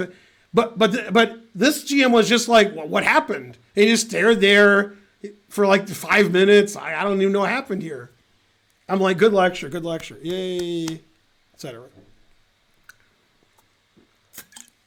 It was your pal Benko. Yeah. Hooray. Yeah. Okay. And then somebody resigned. All right, good game, good game. Now, next game we have Jesus. Unfortunately, not she Jesus, just regular Jesus. Not as good. 10-minute game. This was a game I played recently on chess.com. Me and my opponent are roughly 1,500. I crushed my opponent, punishing his mistakes.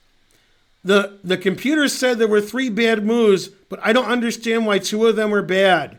Please explain. Bishop d3 instead of d5, I don't understand. Castles is no good. I should play bishop b5 check, which looks insane, etc. Mainly, etc. I shouldn't have traded queens because the engine says so, but I wanted to. All right, so we'll get to bishop d3 and discuss. This is actually my game with Pavel Blatny, although I didn't play that, from the World Open before you guys were born. It's 2002. 97's weird, but it's okay. All right, so everybody's weird. Put it in H. H6 is weird. Okay. So you're claiming you played bishop d3, but the engine wants you to play d5, which I really don't understand. Well, d5 blocks the bishop. It stops knight c6. It gains space. It's just like a normal chess move. Like, it's just, I don't know what to tell you. Your move is okay too. I got no problem with your move. But d5 is just that's how you play chess. You gain space.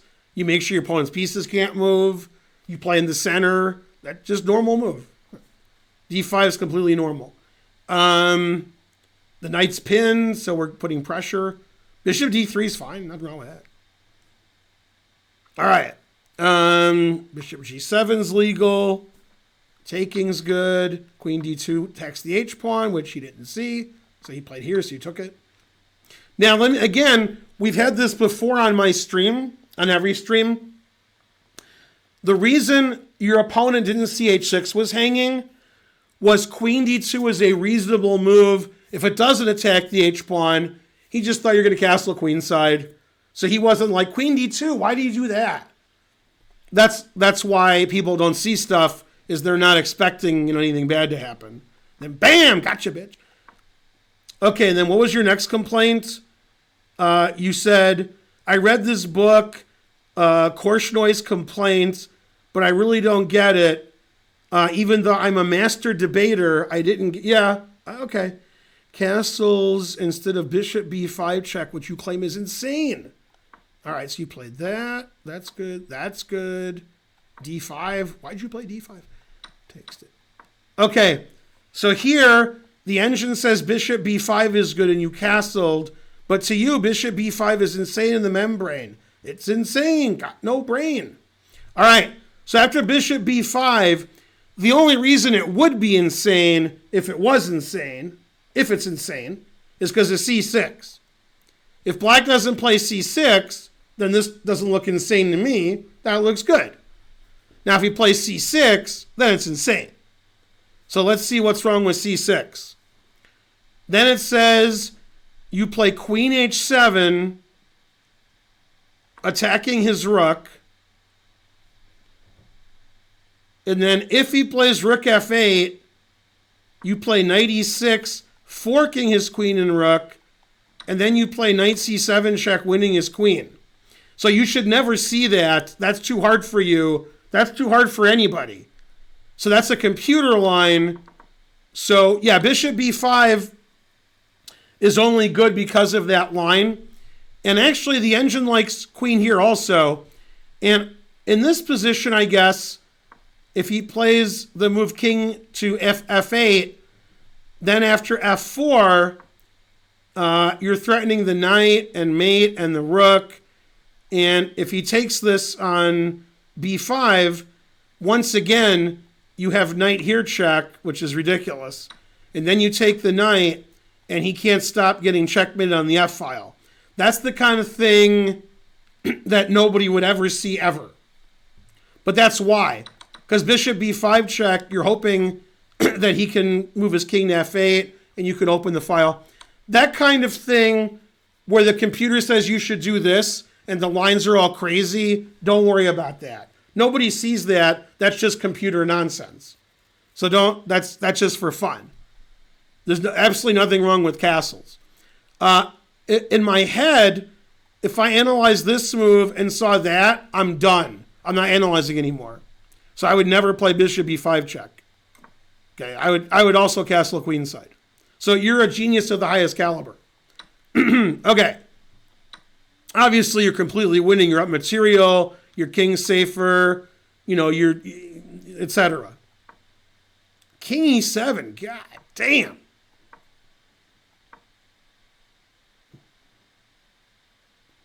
Okay, so queen g7 is fine, and the engine says knight h7 is a slightly better move. The computer evaluations, and this is for all of you, not just for the guy who asked, and you guys do this online all the time because you guys are the worst. Also, there should be a train. Let's say you're watching Carlsen Duda. And let's say it says Carlsen is up 11. Okay? And then Carlsen makes a move and he's up 9.1 instead of 11. Then the Glock and Grabbler are like, oh, Carlsen made a bad move. He should have made this. No. A bad move is when you're equal and you make a move and you're -2. A bad move is when you're +2 and you make a move and you're equal. That's a bad move. When you're up +6, +8, +10, +12, and you make a move and you're still up +6, there's no bad moves. Okay? So when you're +7 and you make a move and now you're +6, that's not a bad move. The reason the engine says some number is it sees some crazy computer line that no human ever sees or would play. That doesn't matter. So here, no human would play knight h7. That pins your knight. All humans would play queen g7, saving their queen, threatening the knight, and threatening this mate. Nobody's playing knight h7. It doesn't matter which move is better. They both win. You play the move that wins the easiest, not the move the engine wants you to play. So when you're doing engine analysis and you're complaining like you are, you only want to be serious about the engine moves when it goes from winning to drawing, winning to losing, drawing to losing. If it's winning +7 and you make a move and it's +6, that doesn't matter. If you're -7 and you make a move and you're -8, that doesn't matter. Okay, what matters is when the evaluation changes from winning to losing or drawing to losing. It doesn't matter if you're winning by +7. Oh, now you only win by 5.5. That doesn't matter. Okay, and your opponent did that, and then you checkmated him. Now, obviously, this is a mistake. You should play here, and then when he thinks it's a draw, then you play here, psychologically crushing him for the next time, etc.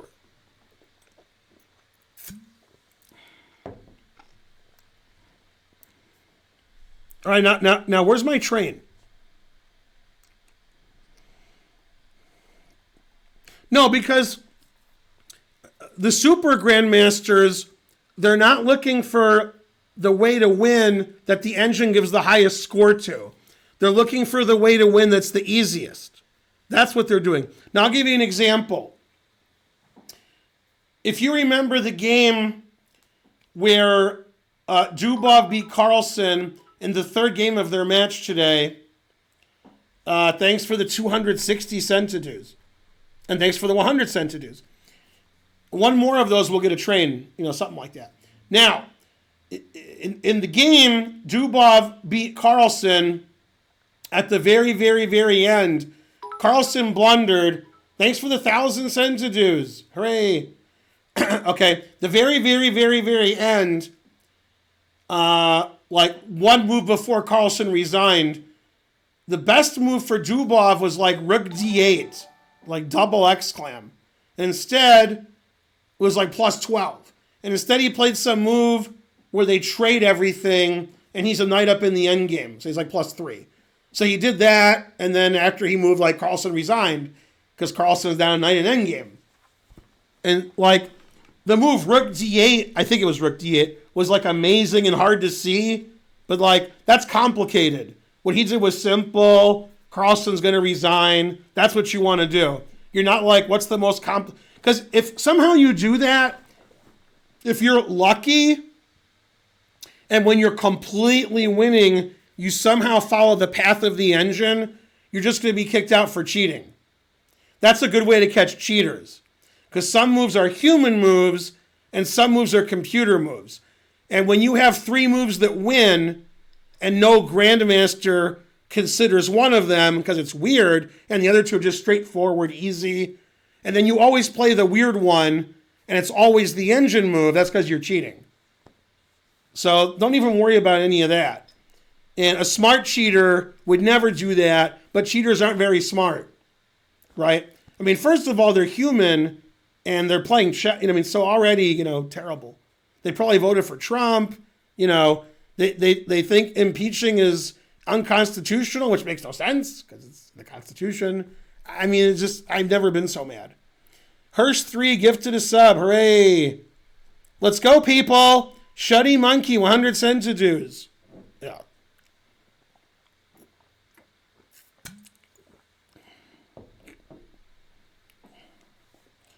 Who?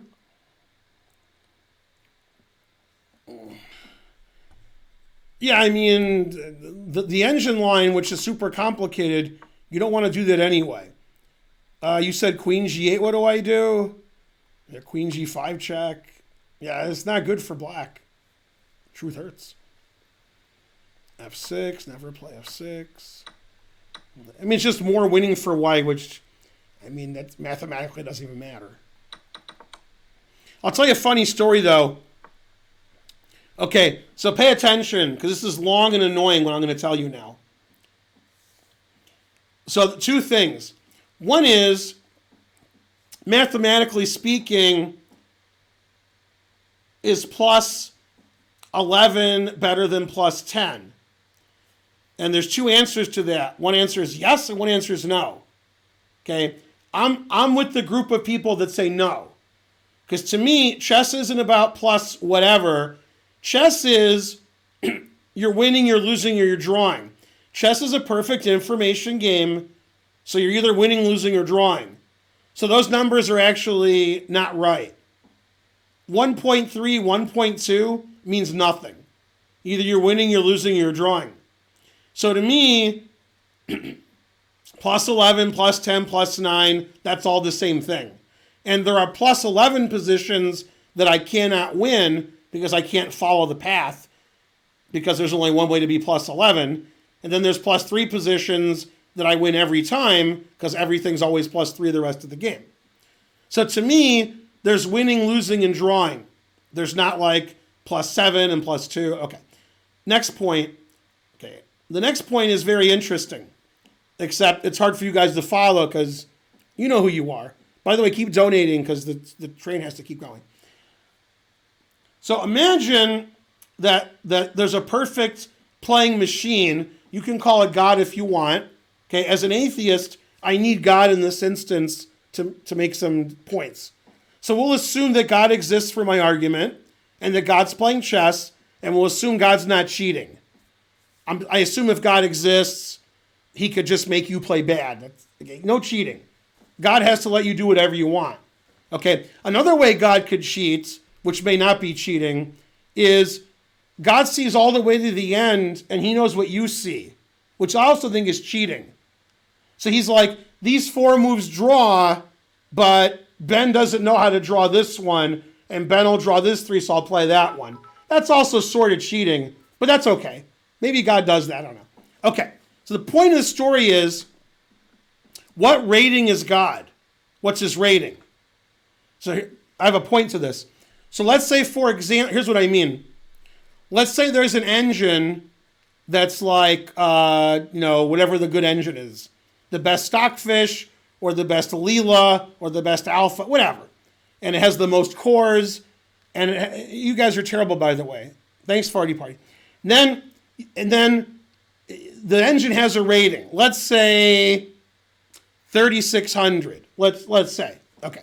Now, let's say God plays a 100-game match with the 3,600 rated engine. Okay. Now, here's my point. Finally, I'm getting my point. When it plays the 100-game match, what rating does God have where it doesn't lose or gain rating points when it plays a 100-game match with a 3,600 engine?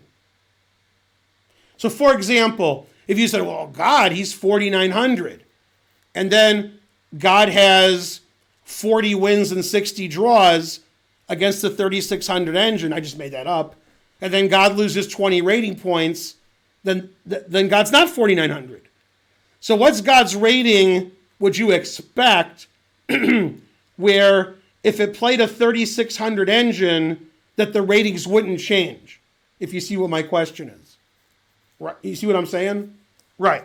And then we can proceed further to how good computers can get, because they can't play better than perfect, so forth, and so on.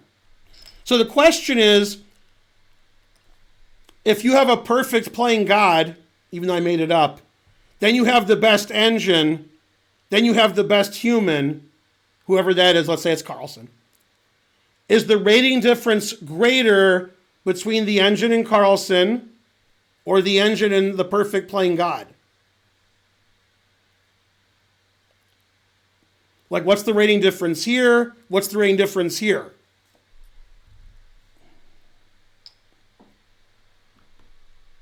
Okay, so Bonarici, that's the wrongest answer ever.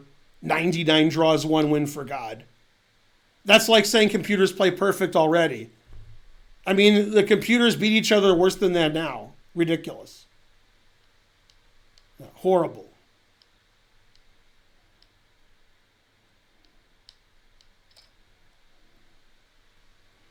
Okay, now, so here's the next question, and we're never going to know the answer to it because you have to pay somebody too much money to do it. They're not going to do it for less than a lot of money.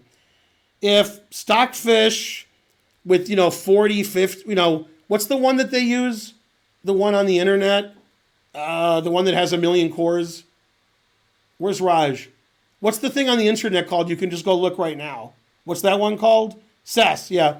If Cess or Cessy, whatever you want to call him, plays a 100-game match with Carlson right now, and it's a slow match, it's like 40 moves in 2.5 hours, how does Carlson do? How's Carlson doing against the engine in 100 games? Yeah, the Star King is correct. Yeah.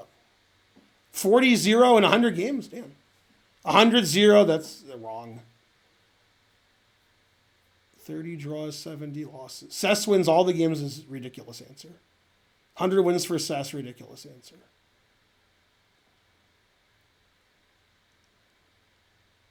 Ten draws, 90 lose, ridiculous answer. Yeah. Yeah, see, that's why it's hard to talk to the chat, because answers are so stupid. I mean, ridiculous. Horrible. Frankly, terrible. Yeah, I mean, if God, the God that I'm making up for my story, is black against Carlson, it doesn't win every game. Not in slow chess. It doesn't. Yeah, you guys are all the worst, by the way. Yeah.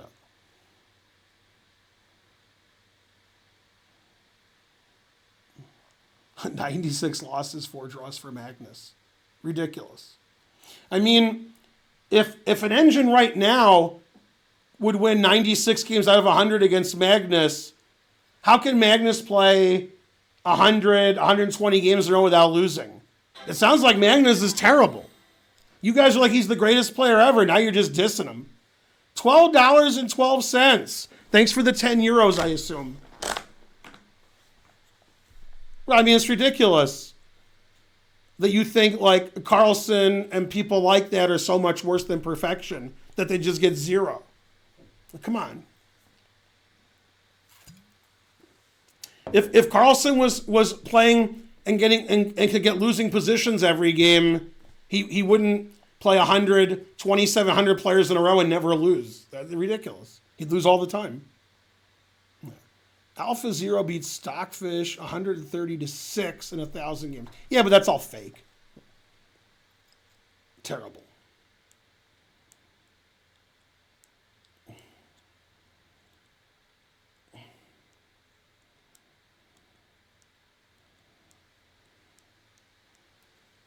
Anyway, basically, you guys never thought about this. You just think, this is funny. You guys who think that computers are gods, you always think that. And yet, every 5 years or so, they're much better.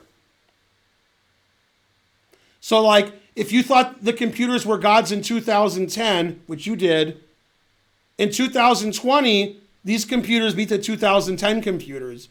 And in 2030, they're going to beat the 2020 computers. And in 2040, they're going to beat the 2030 computers.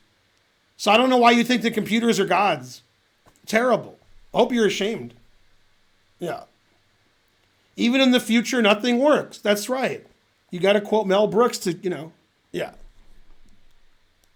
Well, I wasn't talking about everybody generalization. I was talking specifically to you, Chrono Luminaire. Just you, nobody else. Yeah.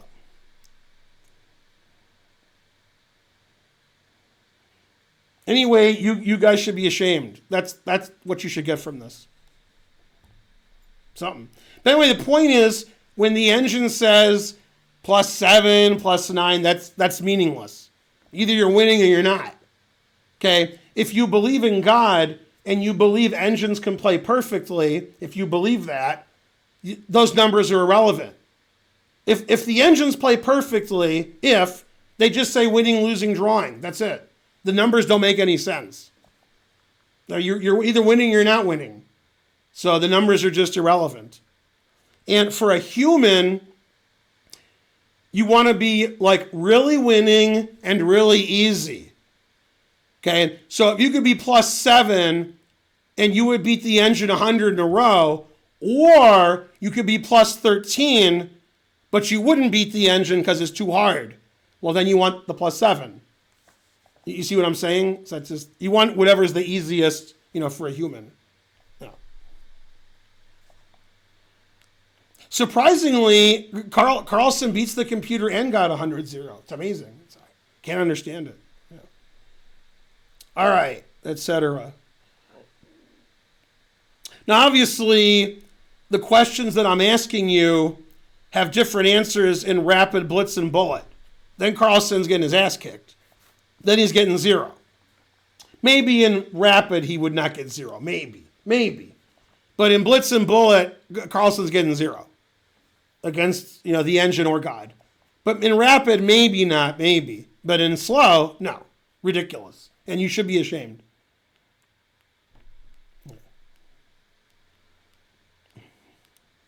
No, I think Carlson's like, 5th or 6th. Yeah. The numbers are for our understanding, and you still don't understand. Terrible.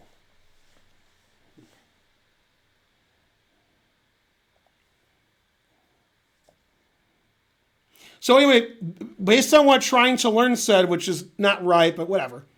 Okay, based on what Trying to Learn said,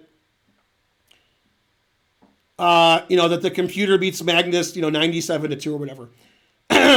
If there's a perfect playing God, how does it do against whatever you guys think is the best computer right now? That's an interesting question, because that gives you God's rating. And if that gives you God's rating based on your answer, and then in 20 years, engines are better than that, then you were wrong.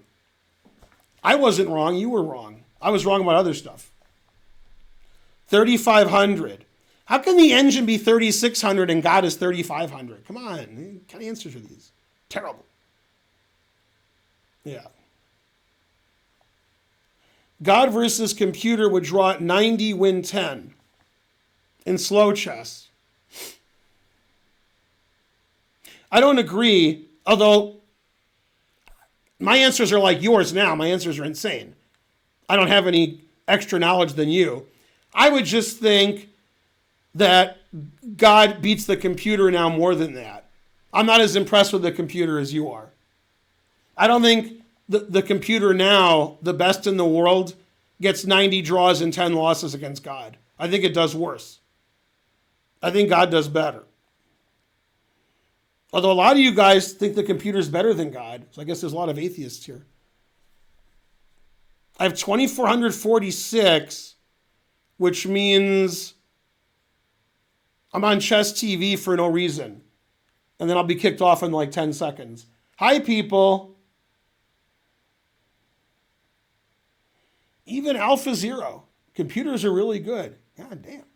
Harsh.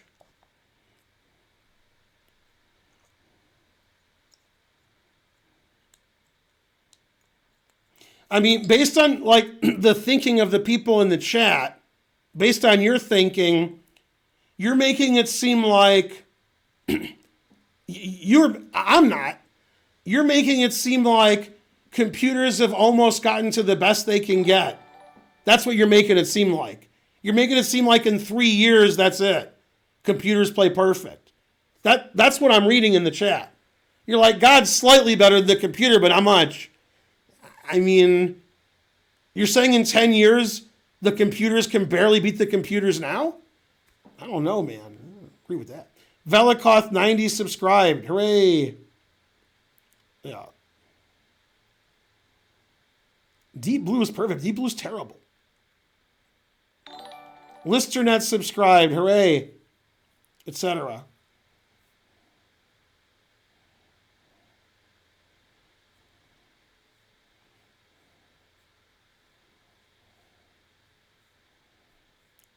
So when the computers get to the quantum level, then they can hang with God. They can beat him a few times. God's like, damn, they're quantum computers. Ah, horrible. All right. So this is Ninja. Go Ninja. Twitch username Ninja. I was playing a 3-2 blitz game in some tournament on chess.com during downtime at work. What am I, your therapist? If I'm allowed to give spoilers, my opponent made a mouse slip and blundered castling. I blundered my queen. I castled. Castling is important because then you can win down a queen. Okay, now white is rated 576 and black is rated 1262. So according to Trying to Learn and others, black won this game. Black's 700 points higher rated. So I think the result of the game is wrong. Oh, snap. Gotcha, bitches. Yeah, I have a lot of viewers for no reason. Yeah. I'm spoiling the game. Well, the thing is, the result of the game was one way, but we changed the result of the game by measuring it. That's why it turned out the other way. Also, I won a horse Pepsi. Right, black is a GM in 6 months. Saladora subscribed. Yeah. Look, everything's 50-50 Trying to Learn. It's funny. I was talking to Ronan Harzvi before you guys were born. We had a funny discussion. He said he didn't think like you guys. His thinking was crazy just like yours, but it was crazy the other way. So you're both crazy. He said, if Carlsen was playing like the world championship match or whatever, and it was playing like God or the best computer, he could just draw games, and he would, you know, if he was up, if he was like up 1, he'd be the favorite. He'd just draw the last 3 games and win the match. And I was like, what? It's like, oh yeah, Carlsen just draw. God, computers can't beat him. And this was like years ago. So I don't know. I mean, Magnus was better 3 years ago than he is now, but still.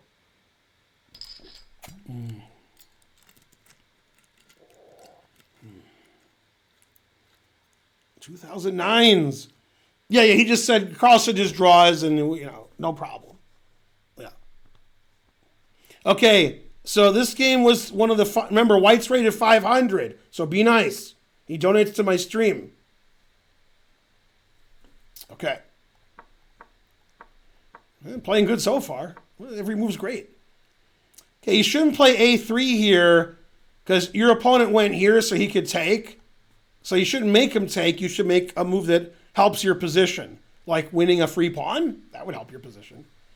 So yeah, now I've discussed this I got to be very careful here.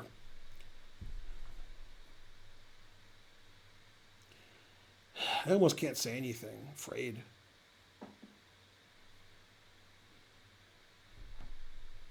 Okay. There are people I've discussed this thing with, and those people say they don't do what I say people shouldn't do, that they often do, but they do.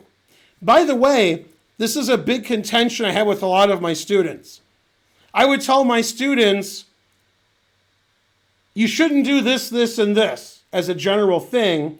And the reason I would say that is they do it. Then they would say, oh yeah, I know that. I never do that. This happened all the time. You should not.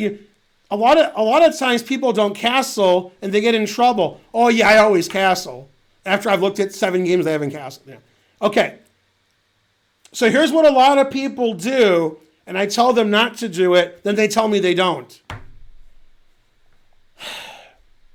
Black played bishop b4, and we've talked about this whenever I talk about Go, which is a game I don't understand the rules of, but I can still make analogies. In Go, if your opponent, puts something somewhere, where the sun don't shine, you could fight with them and put something near them, and you're both fighting for the same territory. Or you could put something somewhere else, and you guys could build your own territory. Now, I don't know the rules of Go, but okay, doesn't matter. In chess, when your opponent makes a move, it's not always 100% necessary that you stare at their move and then combat it.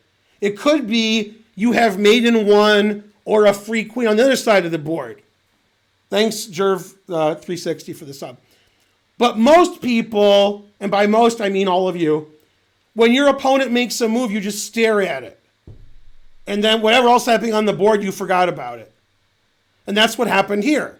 Black played bishop b4, even though white played knight f3 attacking this pawn. And then black ignored it, and white's like, oh, bishop b4, and just stares at it. Now, it could be right to stare at it, or it could be right to, mate your opponent. But those are a lot of mistakes people make, is they miss what's going on the whole board because they're only focused, on the one thing. So, for example, a funny example, and I make up all these examples. These are jokes I've made for years.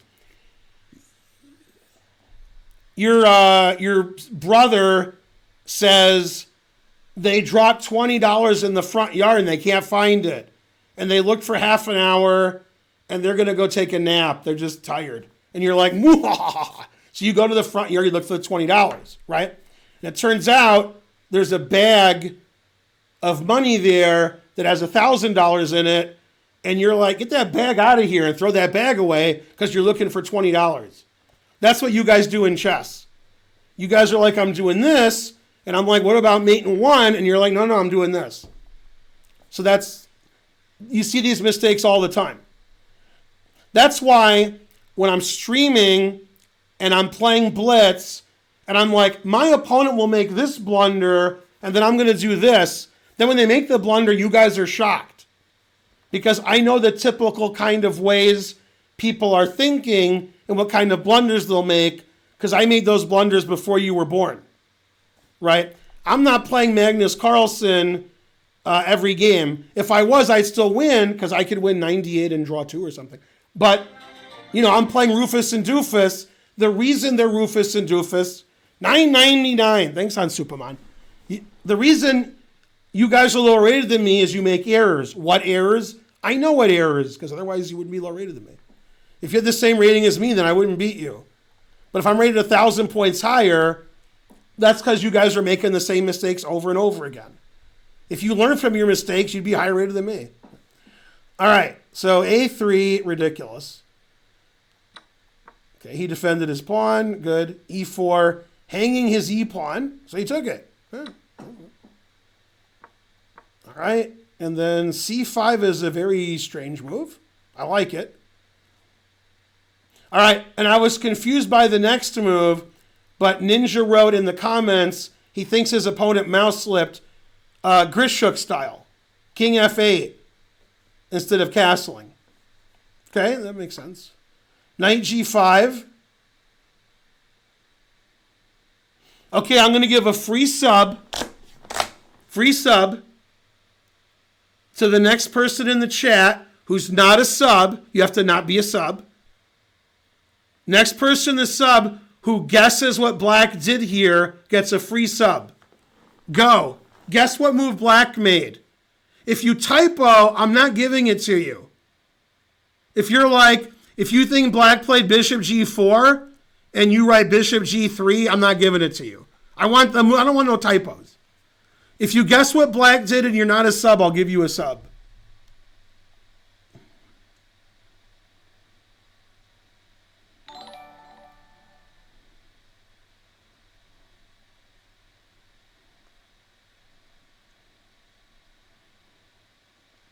Synthetic Assault subscribed. Hooray.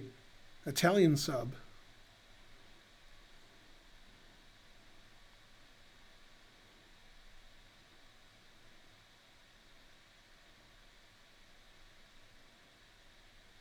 I'm looking for the right answer. I haven't seen it yet. There's a reason why I asked. It's not a move you would normally think of. That's why I asked. It wasn't a random position. When I saw this move, I was like, oh, that's not a normal move. I guess I was right because nobody got it.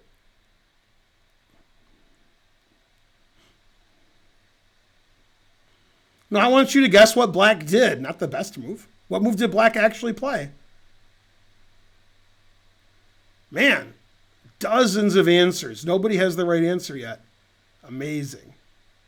Yay, we have a winner.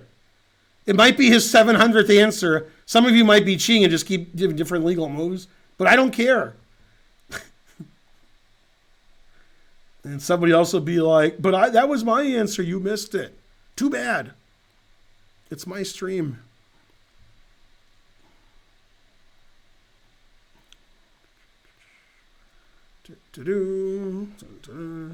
You win. It was like the 150th answer. So it wasn't the most obvious move. Hooray.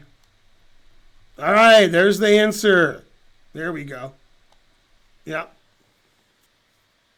Patrol 19. That was my answer. Yeah. All right, so somebody got it. Knight G8. God damn. Knight G8's not like a super bad move. Knight G8's all right. It doesn't lose. It still likes black. Yeah. Easy. Always retreat. Yeah, that's right. Okay, now.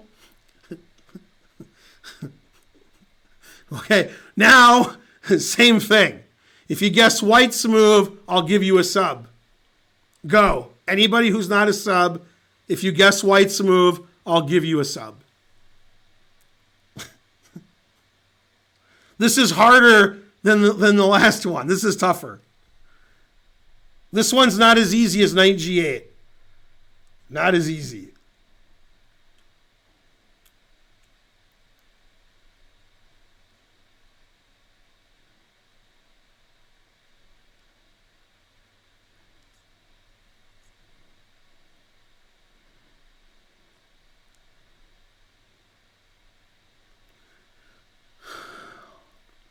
I didn't think it'd get tougher than Knight G8, but it did.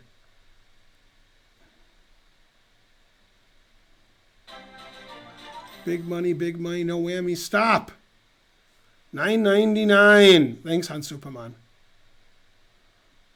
Hundreds of answers, but not the right one.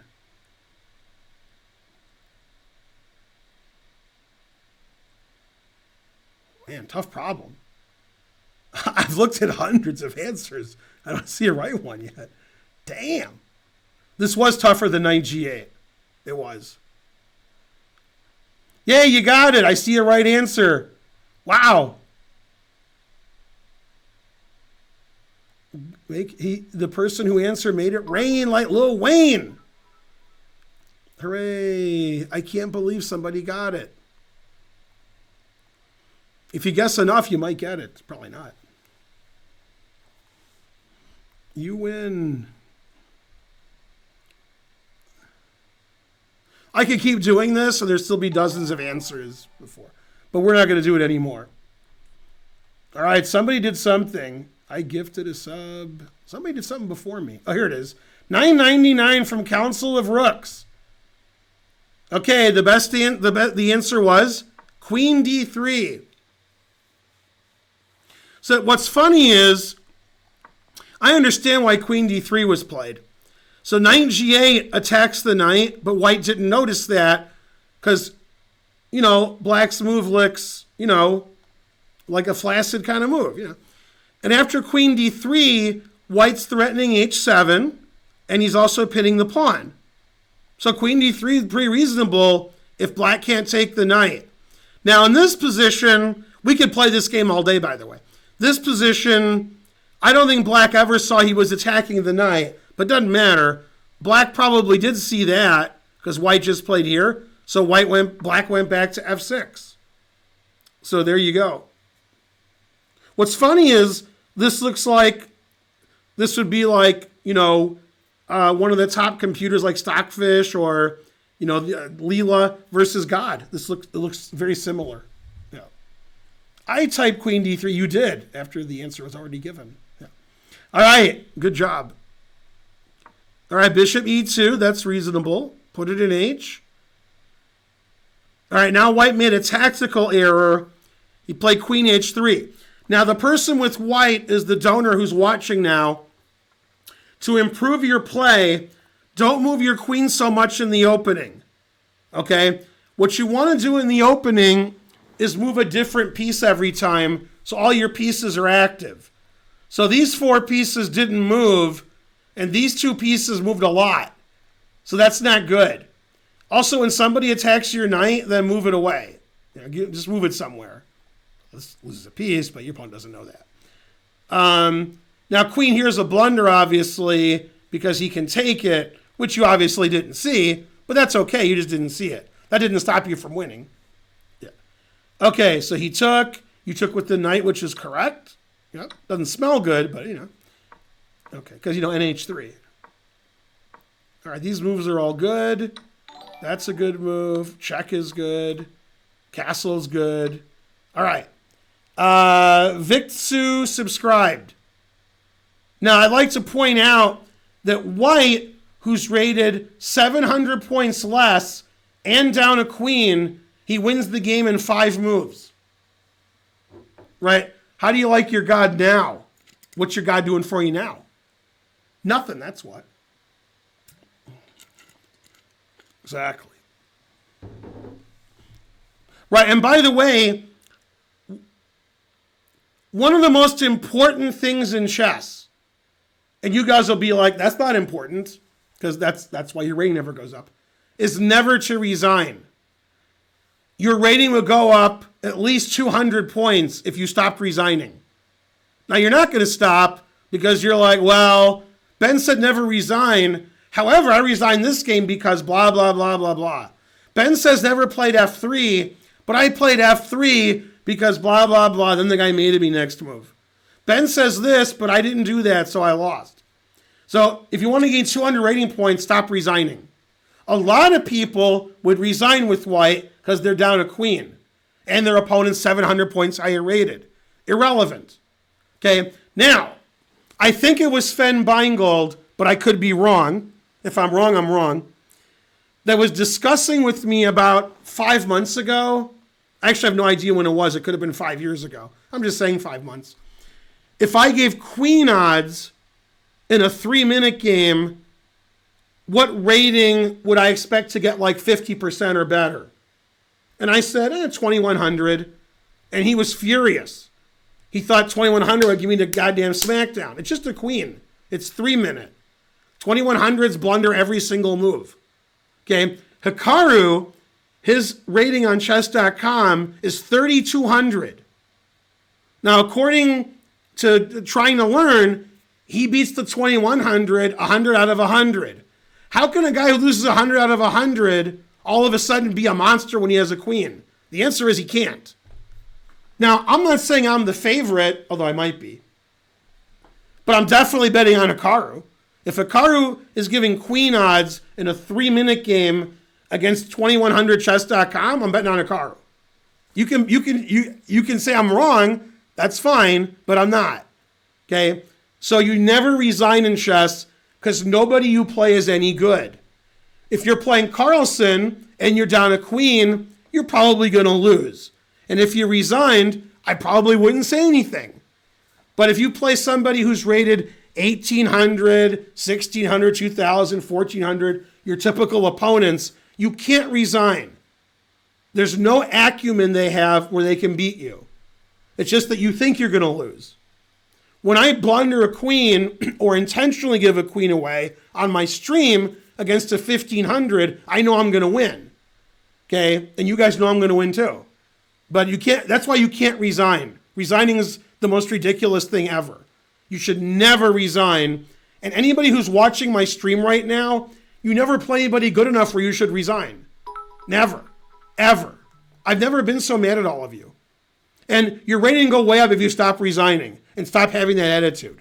Worst attitude ever. All right. I wouldn't never beat you without a queen. I would be the favorite. I would win more than you would. Horrible. Well, your name is sort of Benjamin, so I like it. 300 centidues, Hirsch 3. Do you know why your rating is 2,000? Because you're 1,200 points worse than Hikaru. That's why. That's why your rating is 2,000. If you played an 800 and you spotted them a queen, you're the favorite. Do you understand? You don't understand. 2,000 players think they play chess well. Sorry, you don't. Horrible. Never been so mad. By the way, 2,000 players crush 800 players. On the other hand, Hikaru crushes 800 players. On the other hand, Carlsen has a really good score against Hikaru. On the other hand, you guys told me the engine crushes Carlsen. So that's how good a 2,000 is. All right. 2,000 on Lee chess. Yeah. Anyway, never resign. Never. Okay? And by never resigning, your rating goes way up. Way up. I just gave you hundreds of rating points. I'm such a nice guy. Like there's 1,000 people watching. You're all going to gain 200 rating points. That's some number I can't even understand. Thanks, C.L. Smith, for the raid. Well, you guys think Carlsen's horrible. You're like, the computer does this to Carlsen and God does this to Carlsen. Man, you guys are mean. First of all, you guys say Carlsen's the greatest player who ever lived. Then your next sentence is, the computer wins every single game. God damn. You guys are harsh. Then you get mad at me. Terrible. Quantum computers make fun of Hikaru and Magnus. Yeah. I just want to know if quantum computers make fun of God. Like, oh, you're God, but we're quantum computers. Yeah. Harsh. Yeah. Man, you guys are claiming Alpha Zero crushes Stockfish? God damn. You guys are harsh over there. Yeah. I could beat Magnus if he resigned. Yeah, it's true. Man.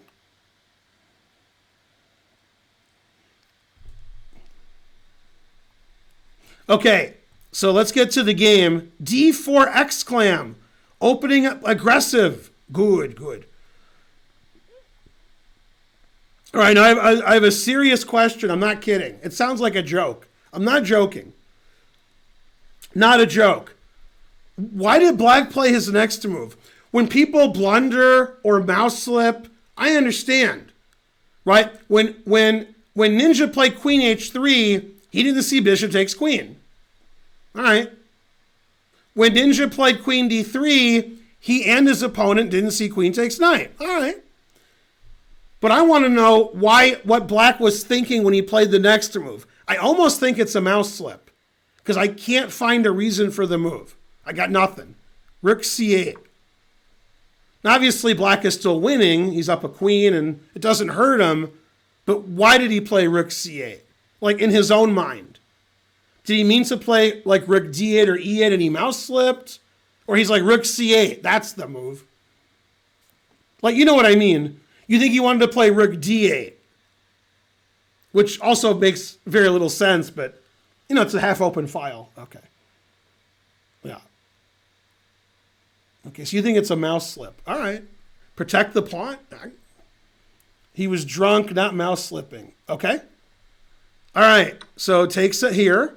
Knight e4, very reasonable. Rook d3, very reasonable. Queen g2, very reasonable. Okay, so this is funny. Here the rook is attacked, and white moved his rook away, so black didn't think white was threatening anything, because he saved his rook. So he played rook d1, and obviously he's threatening back rank mate, but black didn't see it, because black is like, I attacked the rook moved away. So black's like, more free material, more. And then he got mated. Bam, gotcha, bitch.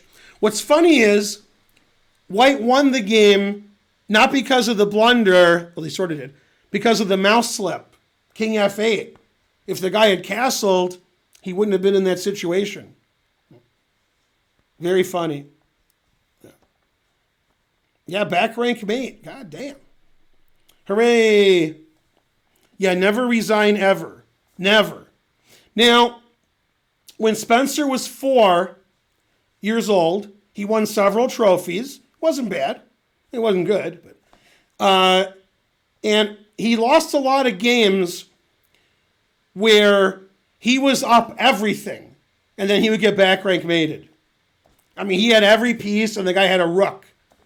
I mean, like, it was like this, but take this bishop away and give black all of his pieces. And then Spencer would like get mated and won. And then Spencer started making lift. But the worst thing I saw Spencer do when he was 4, his opponent had an F pawn and Spencer had everything. And the kid played here, here, here, takes queen, and the queen took everything and he beat Spencer. Man, that was harsh. Watching that was tough. Yeah. Yeah. And what the funny thing is, still when Spencer was like 5, he drew Shanklin. So that's still amazing. Farty party, 200 centidues. Hooray. Go everybody. Roasting 4-year-old Spencer. Man, harsh. Yeah. Right, since you guys never play the top 5 players in the world or the best engines in the world or the non-existent god, there's no reason to resign, right? I mean, just don't resign. Like, play till mate, and then you'll get stalemated a lot, you'll win a lot, you'll win on time, you'll win on the board, your opponent will get furious, etc. By the way, when the Blitz game, was it Blitz? Yeah, the Blitz game that Dubov won in 100 moves to bring it to the Armageddon, he was completely lost. And then Magnus made the worst move ever. After rook takes b7, Magnus was like, no. There were 3 of those this tournament. Magnus blundering against Dubov. Magnus was choking on his rage. When Wesley blundered a piece against Duda in game 2 yesterday, queen a2 check, Wesley was like, no, and doing that. And then Hikaru, when he played Shanklin, and Shanklin played queen f8 and later and queen a6, and Hikaru was like, no. Because like when you play in a slow tournament, there's less blunders because you're playing slow. And if you're playing in real life, you don't do that. If you're playing in real life, you don't go, no, like Donkey Kong. You just sit there and you take it. You sit there and you pretend everything's fine. But on the internet, they like to throw their, do a Naroditsky and break all their stuff. Yeah. Which is funny. They got to blunder more often, so it's not as bad for them. Yeah. I would never, I already did that, Thaddeus. I already flagged Gata like 2 or 3 days ago. No, I flag everybody. I never resign. If you don't like it, too bad. Go play golf. Well, the reason they're debating whether there's a deity or a deity is they're master debaters. That's what they are. And being master debaters, they really shouldn't believe in a deity because, Terrible. Yay, Patrol 19 gifted 5 subs after I gifted him a sub. Try and tell her that's pretty funny. I agree. Yeah. Yeah. Go, she Jesus. She helps those that help themselves. No, resigning is just stupid. You don't resign. By the way, Gata at the top level is known as a late resigner, which I'm not known as a late resigner because nobody knows who I am. But like, when Gata was one of the top 5, top 10 players in the world, which was for many years, if you said, name the top 30 players in the world, and you put Gata in there, and then said which one resigns later than the other ones, it would be him. Yeah, he don't resign. You got to fight for your right to resign. Yeah, no resigning. Yeah. Now, you can't look at his text because then we'll all get banned. Yeah. It's never okay to resign. Never. Never resign. If other people resign, then they resigned. But let them resign. Great. But you can't resign. I've never been so angry.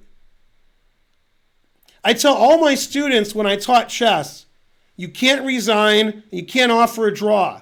And they all resign and offer draws. Then they go, yeah, but, and then they give me the 500, page spiel, double spaced, triplicate. Here's why I offered a draw, this and that. And I'm like, terrible, horrible. I never resign, never resign. Let's see, who's Sasha? All the rules don't matter if you're playing me. Then blunder every game. I don't care. Okay, Farty Party.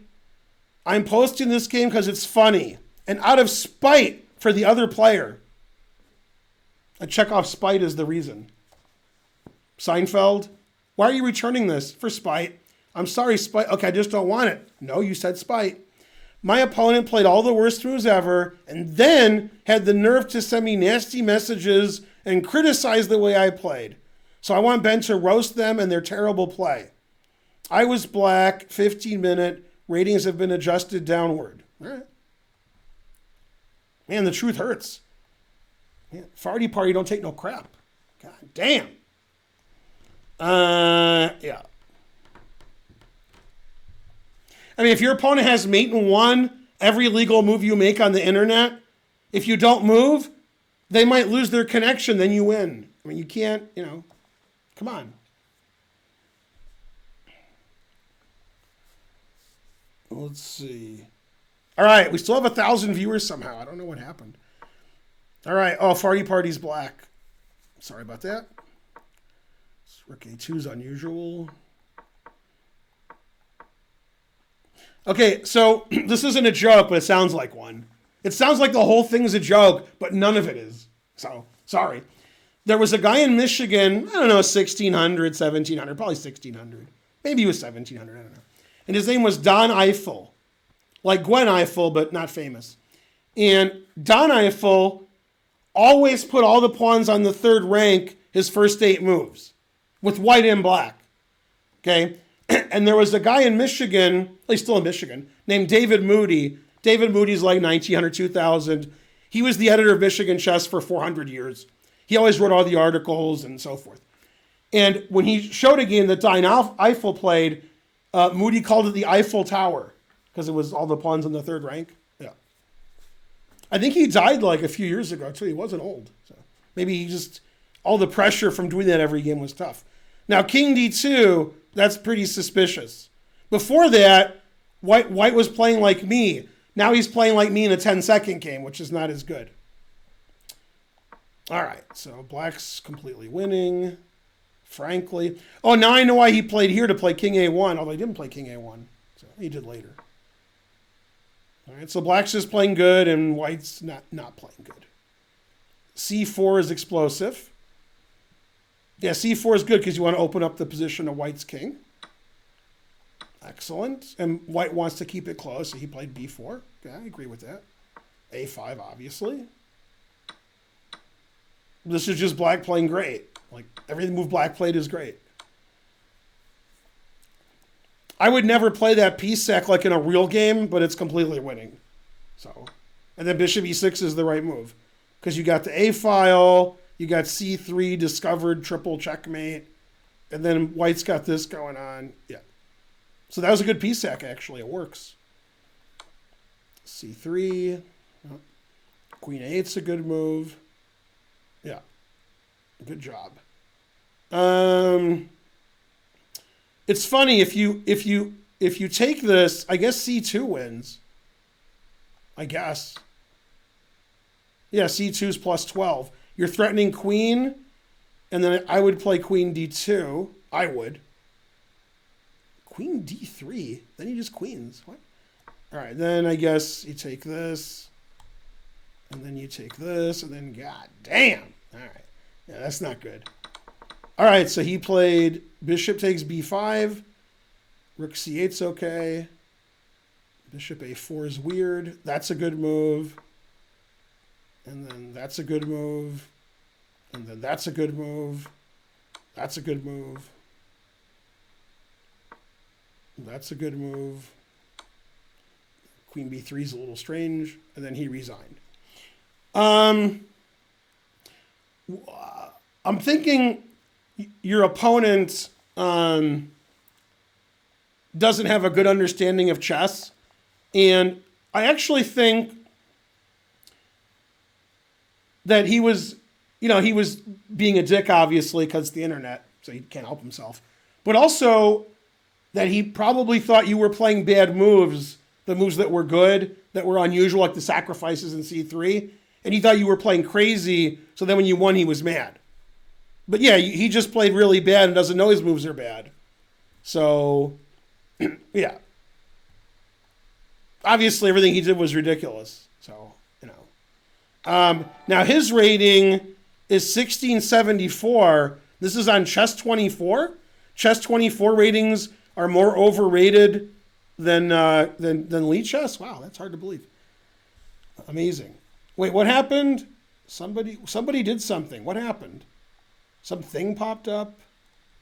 What was that thing that just happened? Pawn with a funny hat hosted you with 6 viewers. And then McJurgle gave 100 centidues. Hooray. Yeah. Right. No, I mean, that guy played really badly, and then you made a lot of sacrifices to open his king up, and they were all sound because his king was ridiculous. Yeah. You played fine that game. You probably played like in the low 90s, and he probably played like 10. If we do like a game report, I guess we'll do a game report. Why not? I'm guessing you played 90 and he played 10. That's my actual guess. Those are serious guesses. Yeah.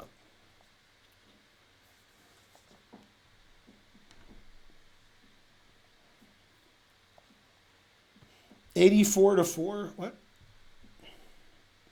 Donated plasma. Good. Magnus 9001, and he's underrated. Magnus's performance rating, the first time he played in the U.S., which was the first Singfield Cup, when the tournament ended, his provisional based on that was 3,000.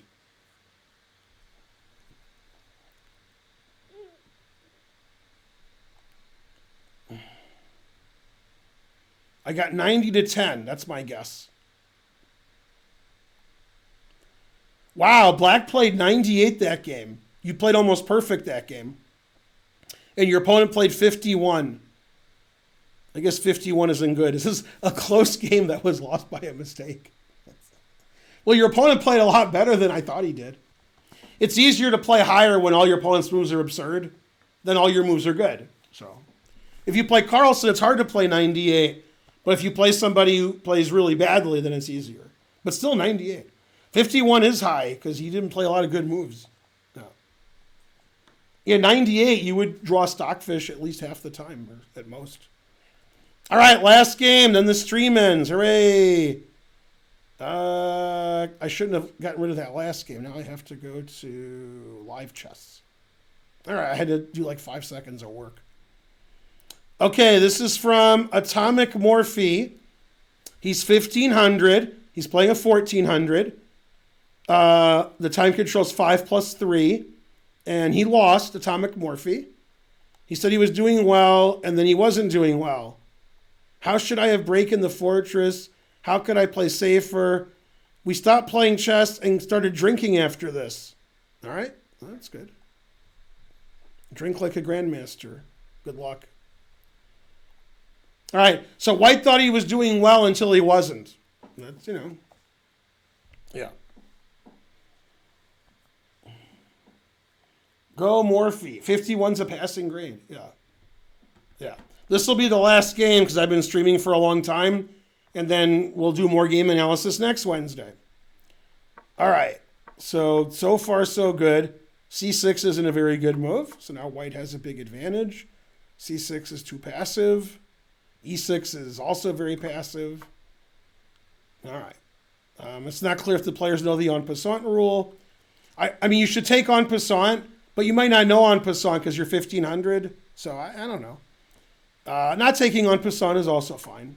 Also, white has a big advantage here. B3 is not a good move.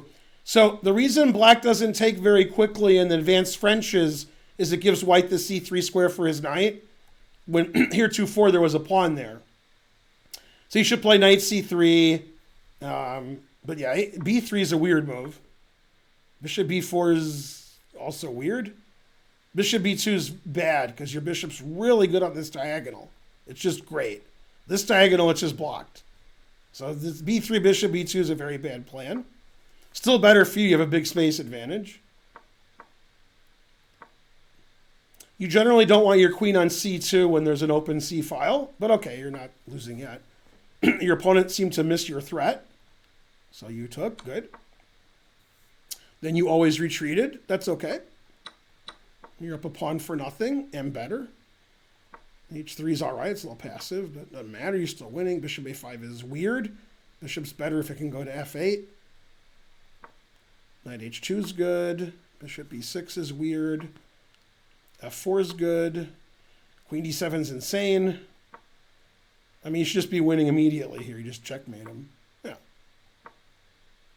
Yeah, here you're just totally crushing him. Yep. I mean, the game is over. And here he resigned. Now, black won this game, but in an alternate universe, black resigned here. So the engine says white's up 1 billion. So according to the gawking rabble, black should resign. Black's down material. He's getting mated. He has no counterplay. But in the real world, black did not resign and he won. So ridiculous.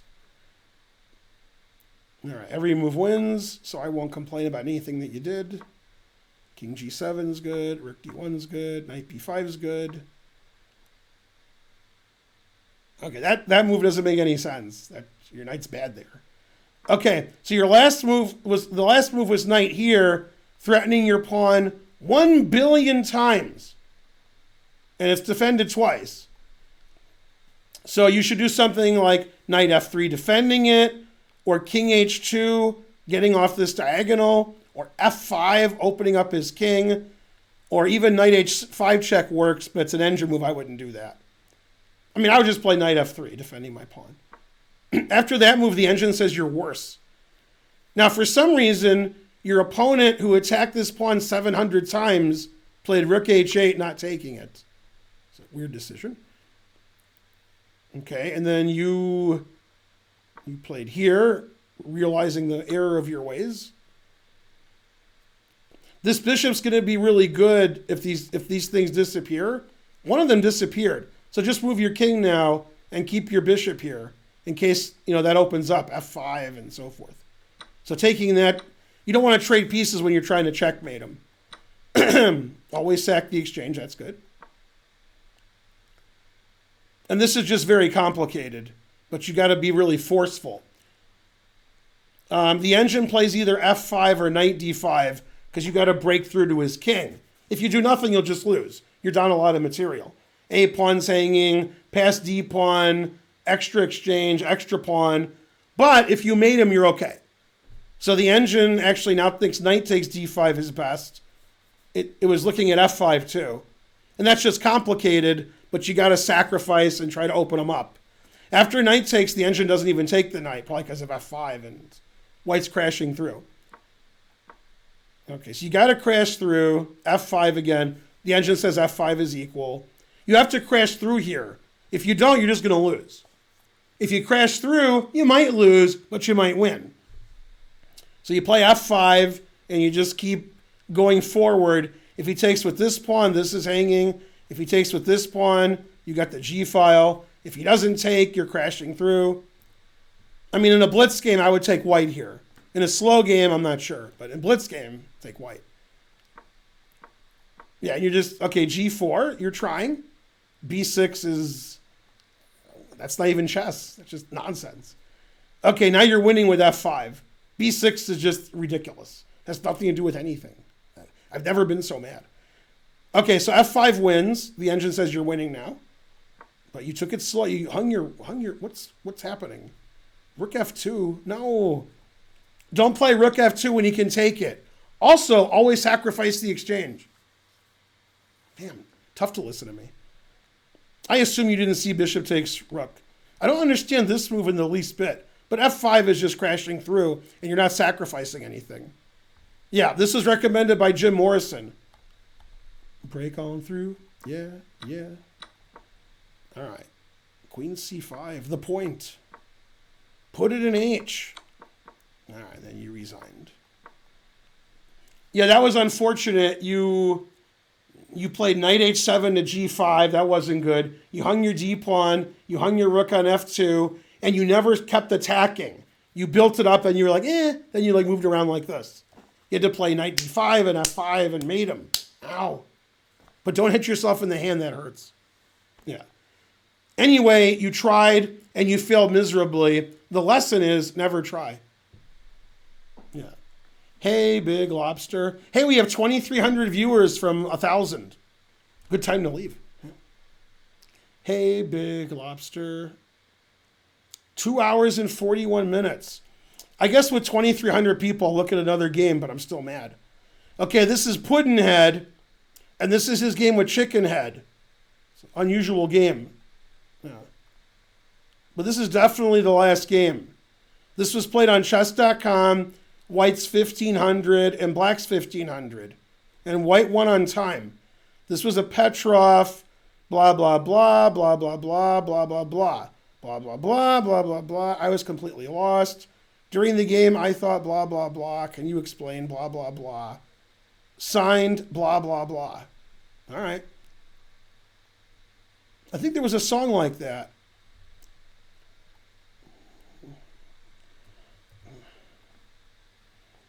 All right, go Puddinhead. Bam. Let's see. Lobsters grow indefinitely. What if they were perturbed? Then what? All right, don't forget, the more you donate, the more money I have.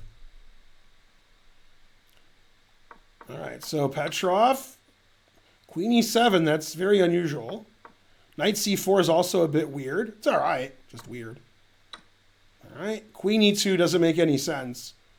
I mean, you definitely want to put something here so there's no discovered check. I mean, I would play bishop e2. The engine plays knight e3, but I just want a castle and get my rook here. So queen e2, that's just like trading queens. That's not bad. For some reason, knight e3 is better than bishop e2. But I guess after bishop e2, d5, knight e3, might as well play knight e3 first to stop d5. All right. Now it says they're the same. Yeah, I definitely wouldn't play queen e2. That blocks my bishop and just trades queens. You like that the queen is here because it's blocking the bishop. So you just want a castle and play rook e1 and take advantage of that. All right. Queen takes queen is also unnecessary. You should just develop. You're helping him develop. You should play bishop g5 or knight c3.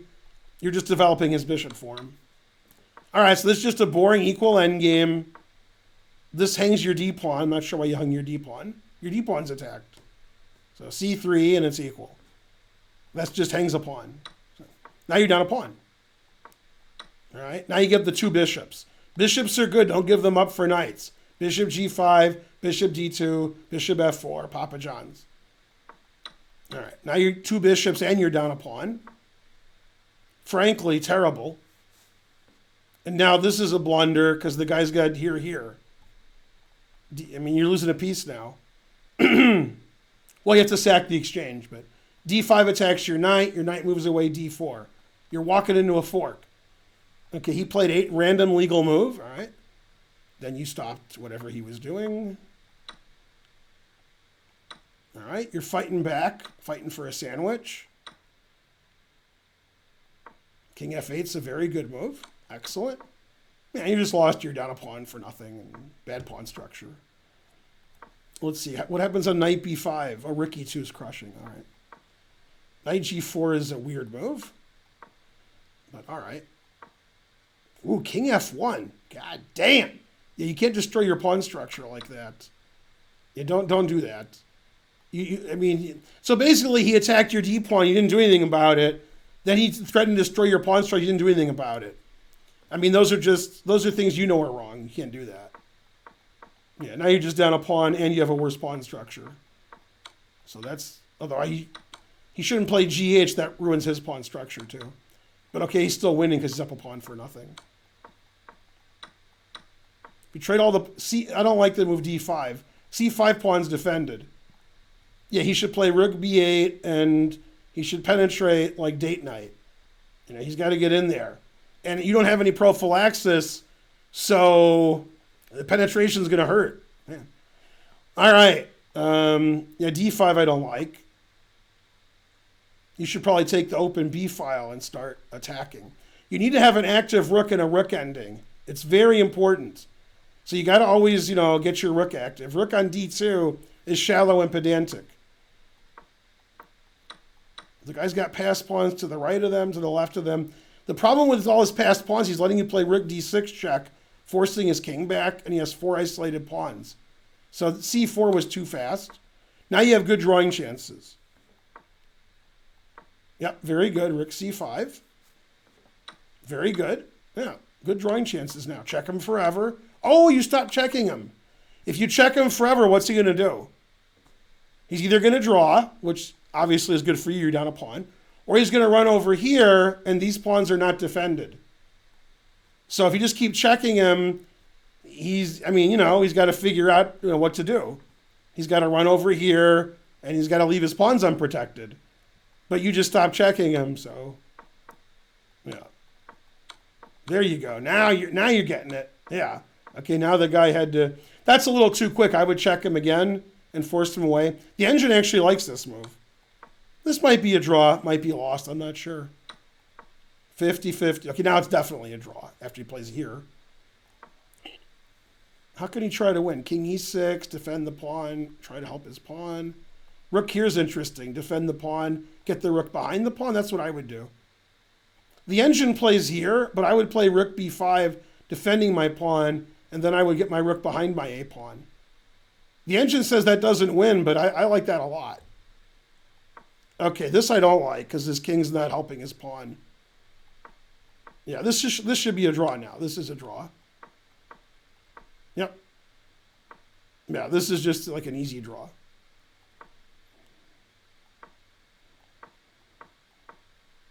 Man, he's playing for the loss. If he plays here, you checkmate him. I wonder if you could play king f3 and it's the same position 3 times. I think it is. King f3, king f6. Wait a minute. King f3. Oh, no, it's not. No, it's not. Yeah, now you want to play king h4, king g5. Not only do you have to activate your rook in the end, you have to activate your king. After king here, if he takes a pawn, you play king g5. You're defending your pawn and attacking his. And I'll take white there all day. That's a drawn position, but it's better for white because your king's better than his. So actually you're better here. King here, king takes pawn. It's a draw with correct play, but it's better to have white. You want to be aggressive in the ending, and since that works, that's easy draw. Okay, now you're back to, ooh, you don't want to do that. His king is cut off. He can't move up the board. He's got to go here and here and here. That takes forever. Then you could be doing my plan again. So that's a bad move. King e8. Oh my God, I just ate. Ah, what a horrible move. All right, now it's a dead draw again. Yeah, definitely I play king. You guys keep going back. King d4, king e5. You got to move your king up in the end game. I'll take white in this position again. I'll take white. Dang, this is still a draw, but I'm getting mad.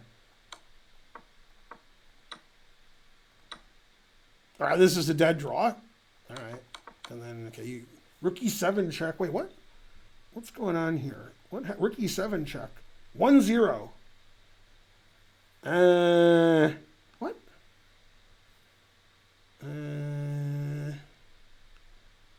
Oh, you played rook e7 check and won on time, so you were just making a joke at the end. So white won on time here, but he was just kidding at the end. To win on, I guess his opponent had like 0.2 seconds left, so he thought that would be funny. He didn't say that, but that's what I'm assuming. Yeah, I mean, you're down a pawn. You have a worse pawn structure. Your king wasn't very good, so you were just losing. And your blundering of the pawn and ruining your pawn structure was something that you did. Like, in this position, he attacked your pawn, and you were just like, whatever. Then later in the game, you did it again. You were like, whatever.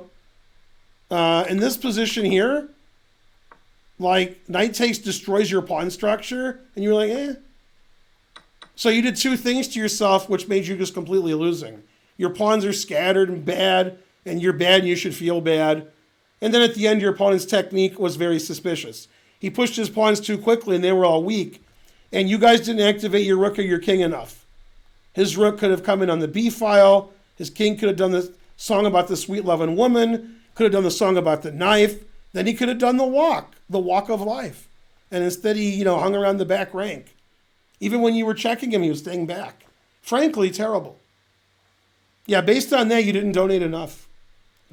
I mean, good job. All right, thanks for watching. I'll do this again next week. We've gone about 3 hours. That's enough. I already did an hour lecture on Patrick Wolf, and I'm getting pretty hungry now. I wonder what kind of hungry I'm getting.